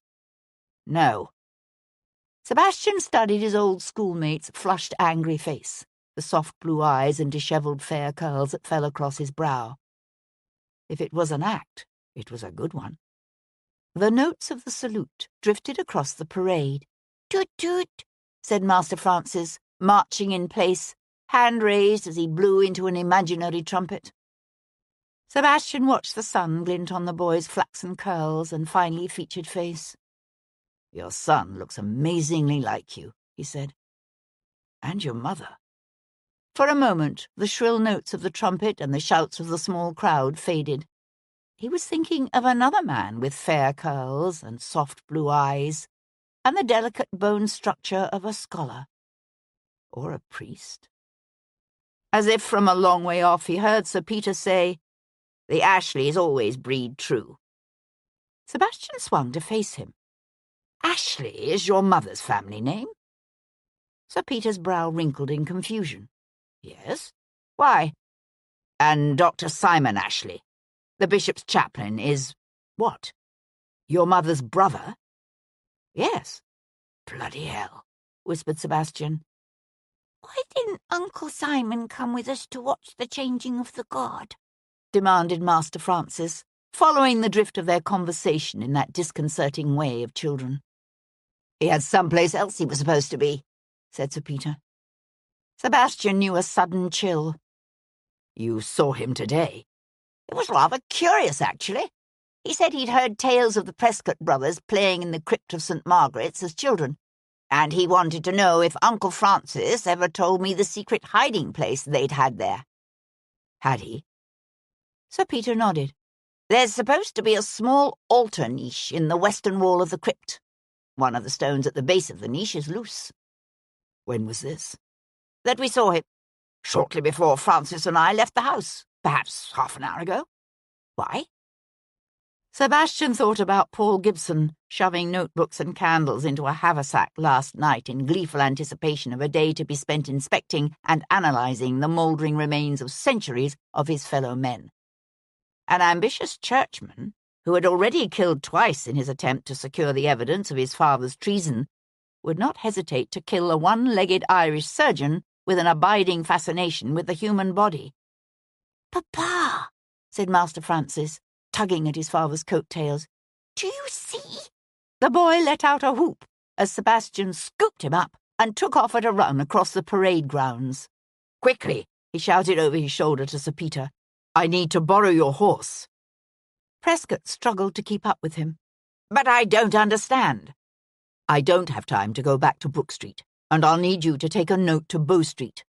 It is very important that you deliver it personally into the hands of Sir Henry Lovejoy. Can you do that?" "Yes, but hell and the devil, confound it, Devlin. What the devil is going on?" "Simon Ashley murdered your father, your real father. And if I don't make it out to Tanfield Hill in time, he could very well kill a friend of mine, Paul Gibson."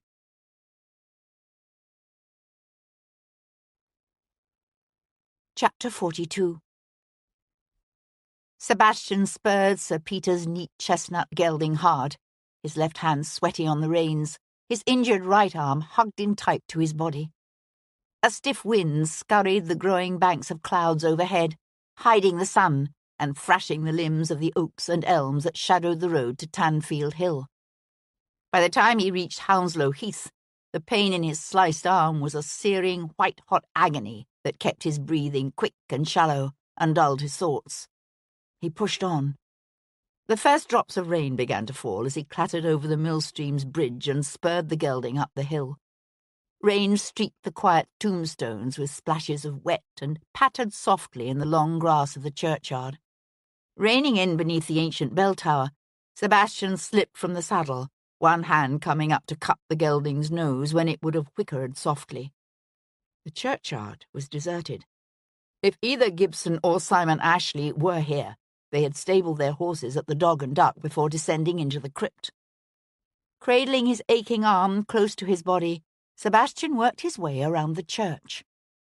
At the gaping entrance to the crypt's stair vault, he slowed, alert to any sound of movement. Someone had torn away the weathered boards from the broken opening and thrown them aside. He could see the narrow, steep steps plunging down into a dark void faintly lit as if by a distant flickering flame. Chill, dank air wafted up from below, bringing him the smell of old earth and death. Painfully conscious of the soft crunch of debris beneath the soles of his boots, Sebastian crept down the worn stairs. His feet found the last step. Then the sunken, uneven paving of the crypt's floor. Flattening his back against the coarse, rough stones of the wall, he drew in a deep, steadying breath. The flame of a single candle glowed at the far western end of the crypt, sending the long, distorted shadow of a man stretching out across the worn paving and rows of crude columns. Then the shadow moved, and Sebastian saw Simon Ashley, the hem of his black cassock brushing the dusty floor. He had his back turned, his shoulders working as he used an iron bar to pry up the stones at the base of a crude niche in the back wall. Gibson was nowhere to be seen. Sebastian reached down with his left hand to slip the dagger from his boot. Moving cautiously, he crept past shadowy bays stuffed with dusty, cobwebbed-draped caskets, stacked 5 and 6 high, some banded with iron in an attempt to foil grave robbers, others pitifully small, and painted white as denoted a child. As his eyes adjusted to the sepulchral gloom, more details began to emerge. The ruched frill of a coffin lining peeking through split wood, its lace edging threaded with tattered ribbon. A casket handle shaped like a cherub, the tarnished brass of a lozenge-shaped end plate that read, Mary Alice Mills, died 1725, aged 16 years. The toe of his boot bumped against something lumpy and yielding. Looking down, Sebastian saw Gibson's haversack, a jumble of notebooks and tape measures and calipers spilling across the worn paving stones. Paul Gibson lay just beyond it, sprawled face down at the base of a towering wall of ancient coffins, warped and crushed by the weight of the ages. Crouching beside him, Sebastian pressed his fingertips to his friend's neck. Gibson's pulse was faint, but there. At Sebastian's touch, he let out a soft moan. The chaplain jerked around, his fist clenched on a yellowing packet of letters, his eyes widening at the sight of Sebastian. Devlin, what the bloody hell are you doing here? Sebastian pushed to his feet, the dagger held low at his side. Give it up, Ashley, he said evenly. A Bow Street magistrate and 6 runners are already on their way here. The chaplain shook his head, the flickering light from the candle he'd wedged atop a nearby casket dancing over his pale face, and the stark white of his ecclesiastical collar. He slipped the letters inside his coat and wrapped both fists around the iron bar. I'm sorry, but I don't believe that. Sebastian was hideously aware of his right arm hanging useless in its sling, of Gibson lying unconscious beside him, of the time it must have taken Sir Peter to find Lovejoy. How long, he wondered, would it take Lovejoy and his constables to make the journey out to Tanfield Hill? An hour? More? Too long. He said, I know about your father and the Alcibiades letters. What I don't understand is how you came to hear of them. You must have been a child at the time this all happened. Rosamond told me. Years ago, when I was taking her to task for never visiting father. She said Sir Nigel had the letters on him when he died. So when I heard the crypt had been opened and his body found, I thought I needed to act quickly before the letters could be brought to light. So Prescott did tell you about the crypt? Ashley nodded. Right after Earnshaw left. I thought I had more than enough time to get here, retrieve the letters, and be gone long before the bishop arrived. But my horse picked up a stone in its shoe and went lame.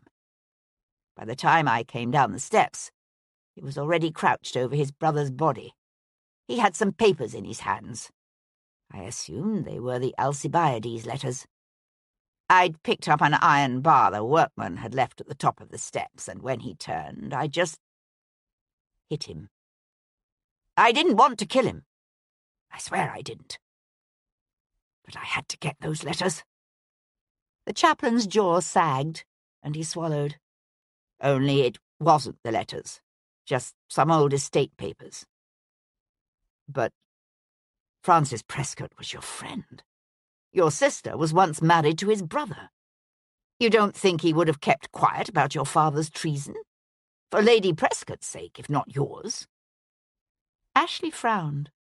For Rosamond's sake? Why would he? Sebastian studied the other man's puzzled features.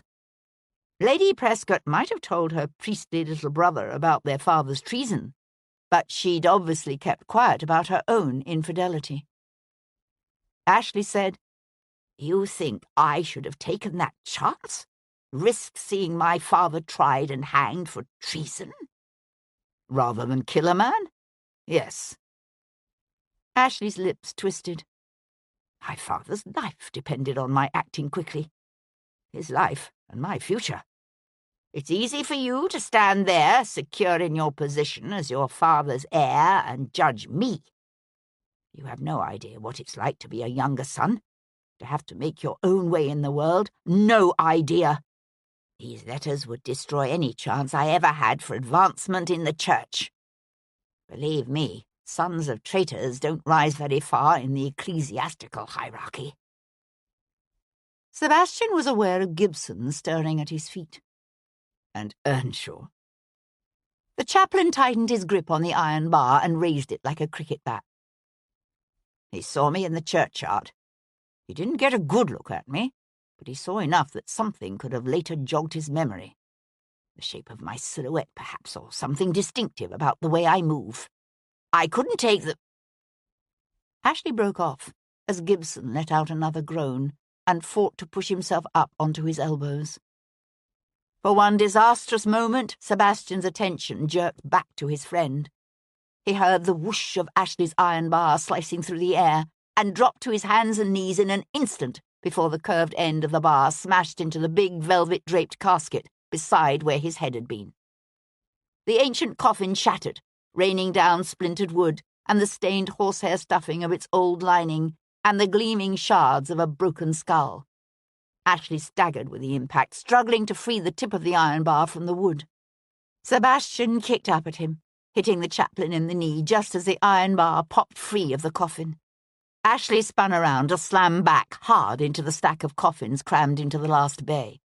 The dry ancient wood shattered and buckled, the coffins shifting ominously.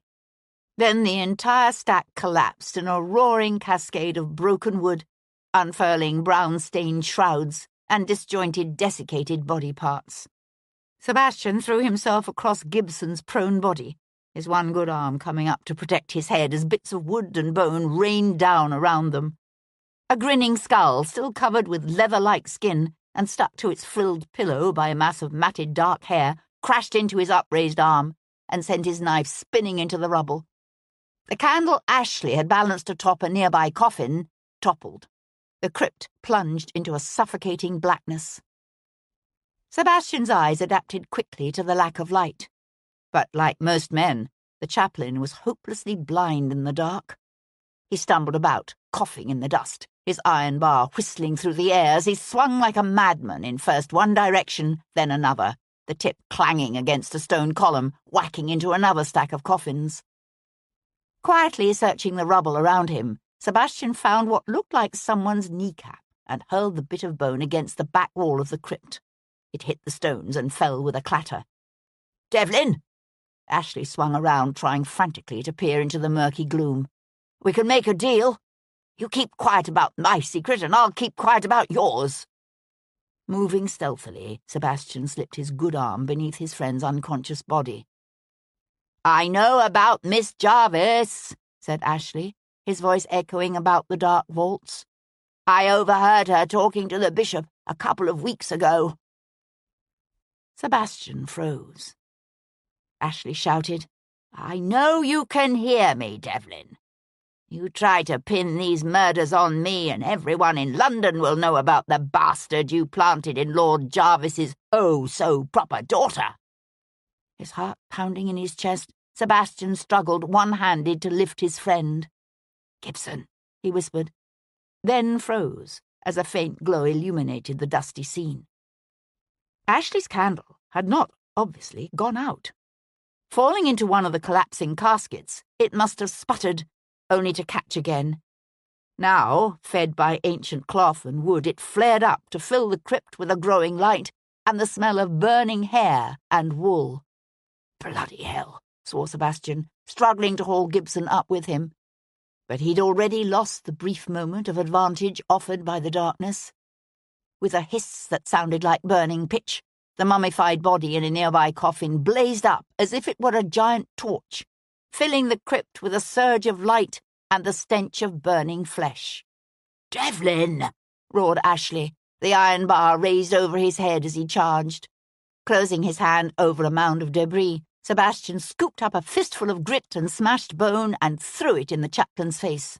The chaplain flung up one crooked arm to protect his eyes, his step momentarily faltering. Letting go of Gibson, Sebastian rammed into the chaplain head first, barreling the man across the aisle to crash into the cobweb-draped pile of coffins in the opposite bay. The wall of caskets collapsed around them in a dusty crescendo of bones and wood and broken iron bands. The two men went down together, rolling over and over. A jagged piece of wood tore a gash down Sebastian's leg. His injured arm whacked into the base of a stone column, and a whiplash of pain exploded in his head, stealing his breath and dimming his sight. He was aware of Ashley rearing up, that damned iron bar still gripped in his fists. "You bastard," swore Sebastian. Pivoting, he slammed the heel of his boot into Ashley's forearm. The bar went spinning out of sight. He heard a roar and realized the glow in the crypt had brightened. With an ugly whoosh, the flames raced from one bay to the next, fed by the massive piles of dried wood and corpses and ancient textiles stiffened with congealed body fluids. Ashley scrambled up, eyes wild. Sebastian drove his good fist into the cleric's face, knocking him back in a crash of breaking wood and clattering, bouncing bones. The fire was all around them now, filling the air with a foul, oily smoke that stole Sebastian's breath and stung his eyes. "Gibson!" he shouted. Coughing badly, he lurched back to where the surgeon was trying to push himself up onto his one good knee. "Put your arm around my neck," Sebastian shouted over the roar of the fire. Sebastian surged up, dragging Gibson with him. Together they staggered toward the stair vault through the tunnel of flames. The bays of coffins had turned into giant banks of fire that filled the air with flaming wisps of ancient winding sheets and burning pieces of wood that rained down everywhere. Then the stack of coffins nearest the stair vault collapsed in a fiery avalanche that sent flaming debris skittering across the central aisle. A smoking slab of wood fell on Sebastian's head, slamming him to his knees. He tried to get up and felt something heavy clobber him in the back, knocking the breath from his lungs. He pitched forward, losing his grip on Gibson. "Gibson!" he shouted, reaching for him. A violent fit of coughing racked his body, stealing the last of his strength. He knew a terrible rage for the unborn child who would never know its father, for the woman who would face the birth of that child alone. Gritting his teeth, he fought to push himself up and heard a shout from somewhere up ahead. Looking up, he saw the dark shadows of men moving purposefully through the smoke and curling flames. Hands reached out, lifting Gibson from Sebastian's grasp, carrying him toward the stairs. Sebastian heard a familiar, high-pitched voice, saw the gleam of fire reflected in the lenses of Sir Henry Lovejoy's glasses. "We must hurry, my lord," said the magistrate, his fists closing on Sebastian's coat. "Can you get up?" Sebastian nodded. He was coughing too badly now to talk. Leaning heavily on the little magistrate, he staggered up the worn, narrow steps. At the top of the stairs, he tripped over the remnant of the old brick wall and went down. Rolling onto his back, he blinked up at heavy grey clouds. Rain splashed in his face, and he dragged the sweet air of the countryside into his lungs. "Gibson?" he asked, the effort of turning his head in search of his friend bringing on another bout of coughing. "How is he?" "He has a nasty gash on the side of his head, but he looks to be all right. Better, in fact, than you, my lord." "And Ashley?" "We couldn't reach him." Sebastian coughed again and gave up trying to sit up. For the moment, it felt good simply to lie here on his back in the cool grass, letting the rain wash the dust and cobwebs and the smell of old death from his face. He said, "I didn't think you'd make it in time. Sir Peter must have found you far quicker than I'd anticipated." Sir Peter? Lovejoy frowned. I haven't seen Sir Peter. Sebastian raised his head to look at the magistrate. Lovejoy's hat was gone. The sleeve of his coat was singed, and there was a rakish-looking black smear above one eye. Then what the devil are you doing here? Miss Jarvis looked up the surname of the Marquis of Ripon in Burke's peerage, and made the connection to the bishop's chaplain. When she discovered it was Dr. Ash's intention to drive out here this morning, she insisted we come after him. I personally thought she was overreacting. Obviously, I was mistaken.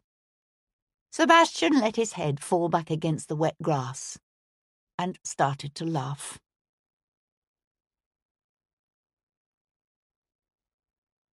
Chapter 43. Friday, 17th of July, 1812. Clad in a navy silk dressing gown, white linen shirt, and doeskin breeches, Sebastian descended to his breakfast parlour the next morning to find his Aunt Henrietta seated at the table, awaiting him. She was dressed in a splendid carriage gown of a fine mauve satin, with frog closures down the front, and a towering turban of mauve and lemon silk perched on her head. As he paused on the threshold in surprise, she said, "I told your man not to announce me." When he continued to stare at her, she added, "I've spoken to Hendon." "Ah." He went to splash ale into a tankard and drank deeply. "Did you think I'd refuse to see you?" "I thought you might." He reached for a plate and held it up in inquiry. "May I fix you something?" She gave a genteel shudder. "It's bad enough to be abroad at this hour. To actually consume sustenance would be barbaric." He gave a laugh and moved to the sideboard, where an array of dishes awaited his selection. "I wanted to thank you for your assistance with this recent unpleasantness," she said. "The Archbishop tells me you've solved the murders of both Francis Prescott and that reverend from Tanfield Hill. He also tells me you believe the murderer of Sir Nigel will never be found, and is in all likelihood dead." She paused. "He believed you, of course."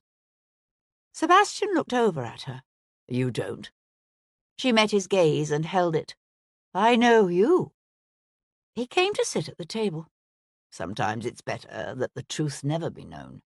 "Well, I certainly wouldn't argue with that, although it's not a sentiment I ever expected to hear coming from you."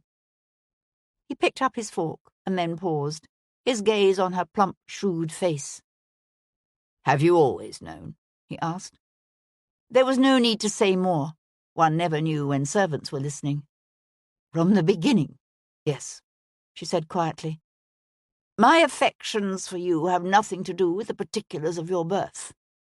Your brother Richard was a fine young man, and his death grieved me as if I'd lost one of my own." She sniffed. "I never cared much for Cecil. He was too much like his mother."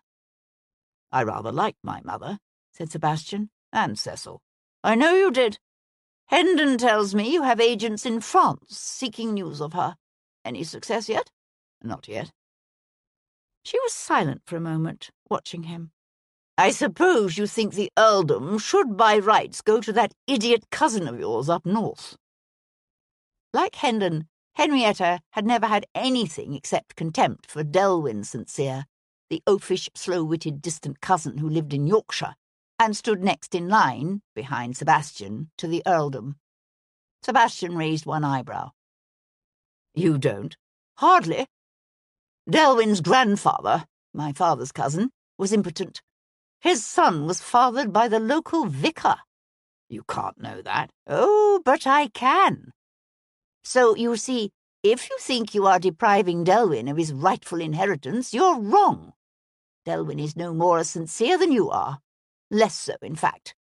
Your mother had St. Cyr blood in her, after all, through her grandmother." Sebastian gave a wry smile. He should have known. The St. Cyr bloodline, the St. Cyr name, the St. Cyr legacy. As long as Sebastian could remember, nothing had mattered more to Hendon than preserving and continuing the St. Cyr heritage. Nothing. She watched him struggle to eat with his left hand, his right resting carefully in his lap. "I'm told you've injured your arm," Is it serious? It will mend. She nodded. Hendon will be pleased to hear, she said. And he knew this was why she had come. To let his father, to let the Earl, he mentally corrected himself, know how he fared. She heaved herself to her feet with a mighty grunt. He's the only father you have, Sebastian, and you are as dear to him as any son could be. The estrangement that arose between you this past winter grieved him seriously. Don't let what Sophia did 30 years ago come between you now. There's far more to this than what Sophia did, as well you know. She sniffed again. If you mean Cat Boleyn, I've never thought she was the wife for you. You can look daggers at me all you want, Sebastian, but it's true. And I mean that, quite apart from the less than desirable facts of her birth or her profession. You need someone to keep you in line. The way Claiborne kept you in line. Good heavens, she said, affronted. He never did any such thing. My point exactly. I'm not you. She turned toward the door. He stopped her by saying, as a member of the King's mission to the colonies, Lord Jarvis... Sebastian paused, choosing his words carefully. Jarvis would have known the truth. Yet as much as he and Hendon have locked horns over the years, he has never used this knowledge to his advantage. Why? Jarvis and Hendon are old adversaries. They each know secrets that the other would prefer to be kept buried. Meaning it's often better that the truth never be known. He came upon Miss Jarvis in the sun-warmed gardens of Berkeley Square as she strolled with her maid along carefully manicured paths of crushed shell. She had not attended the funeral of the bishop and his brother, for burials were considered dangerous occasions from which women were excluded for health reasons. She was so obviously lost in her own troubled thoughts that she didn't see him, and he paused for a moment in the shadows of a clipped yew hedge to study her. She wore a very fetching sprigged muslin gown and a straw hat tied beneath her chin with a jaunty red ribbon. But her cheeks were unnaturally pale, her features strained. He knew why. She was confronting, with grace and courage, what must be for any gentlewoman the most unimaginably catastrophic of developments. He remembered with bemusement those moments beneath the ruined gardens of old Somerset House, when they'd believed they faced death and had instead created a new life. The thought of a future with Miss Hero Jarvis as his wife and Charles Lord Jarvis as his father-in-law scared the hell out of Sebastian and tore at his gut. But as a man of honour, he could not allow her to suffer the consequences of that day alone. He took a deep breath and walked toward her. At the sound of his footsteps, she looked around and froze. He said teasingly, "You've forgotten your parasol." She didn't smile. "I was just going inside. Good day, my lord." "Oh, no, you don't," he said, falling into step beside her when she would have turned away. "I'm not going to be a gentleman and let you run off. First of all, you must allow me to thank you for saving my life." "You're welcome. Now, I really must be—" "No. I know the truth," he said bluntly. "You can deny it all you want. Simon Ashley told me." "Ashley? But how did he—" She drew up sharply to throw a speaking glance at her maid. The woman dropped back out of earshot.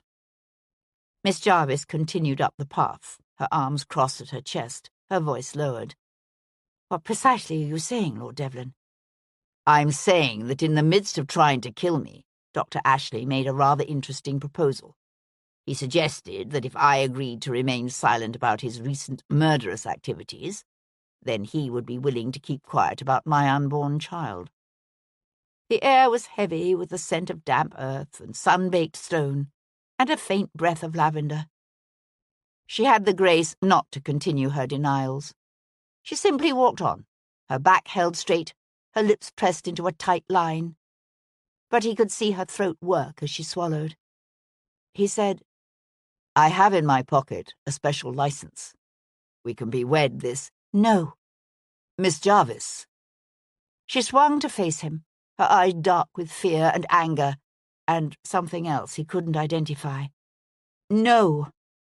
You know my opinion of the institution of marriage in England today." He was startled into giving a soft, shaky laugh. "Miss Jarvis, I can assure you that I will neither beat you nor force my unwelcome attentions upon you, nor risk whatever wealth you might bring to our union on the turn of a card. And I'm not asking you to take my word for it. I can have a marriage settlement drawn up guaranteeing—" "No!" She brought one splayed hand to her forehead, shading her eyes. "What you are suggesting is madness.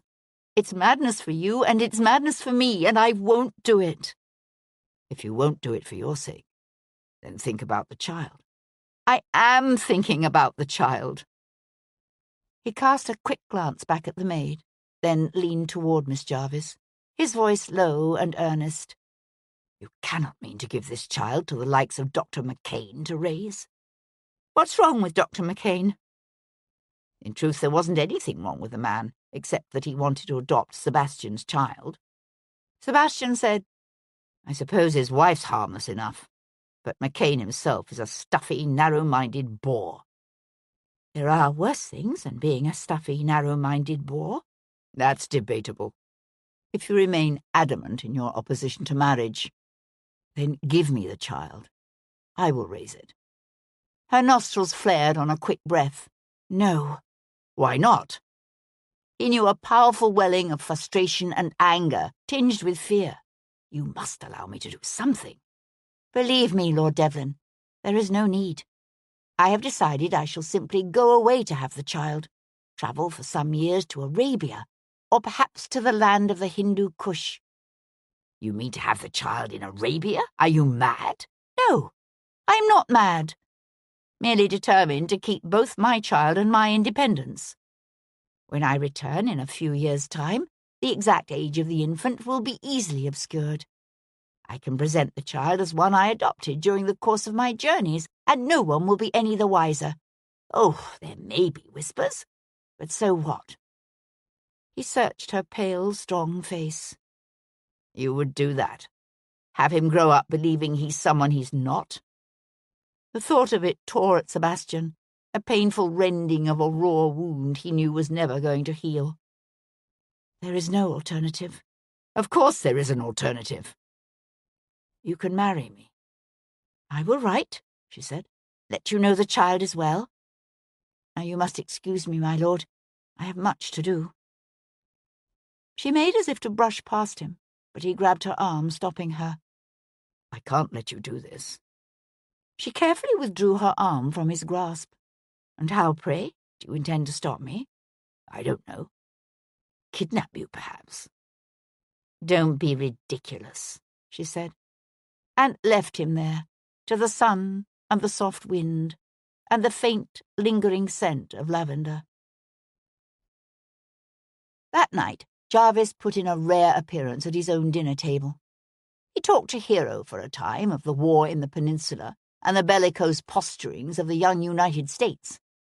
As usual, Annabel contributed little beyond the typical stray, inane remark. They were just finishing up a nice cream of asparagus soup when Hero drew in a deep breath and said bluntly, "I've been thinking I might hire a companion and travel for a while." Annabel dropped her spoon with a clatter. "Travel? But travel where, Hero? Arabia? India? Who knows?" "Good God," said Jarvis. "What put this idea in your head?" She looked over at him, her face set in oddly stiff lines. "You know I've always wanted to see the world. I think I've finally reached the age that I can do so without exciting too much comment. But—" Her mother groped for her wine-glass. "Whatever will I do without you?" "End your days in Bedlam, where you belong, no doubt," suggested Jarvis maliciously. "Papa," said Hero, in a low, tense voice. "You shouldn't say that, even in jest." Jarvis raised one eyebrow. "What makes you think I'm jesting? Do you seriously expect me to put up with her nonsense without you here to coax and wheedle her into a semblance of normality?" Jarvis considered himself a master at reading both men and women, but what he saw in his daughter's drawn, troubled face confused him. She reminded him of a hunted fox backed into a corner. "Hero," said Annabel, in a weak, pleading voice. Hero reached out to grip her mother's hand tightly in her own. "It's all right, Mamma." She forced her lips into an unconvincing smile that didn't reach her eyes. "It was just a thought. Don't worry. I won't go." "If you're that bored," snapped Jarvis, "what you need to do is to find a husband and start having babies." Hero glanced over at him. He expected her to make one of her usual provocative remarks on the inequities of modern English marriage laws. Instead, she gave a strange, soft laugh and said, "Perhaps I shall."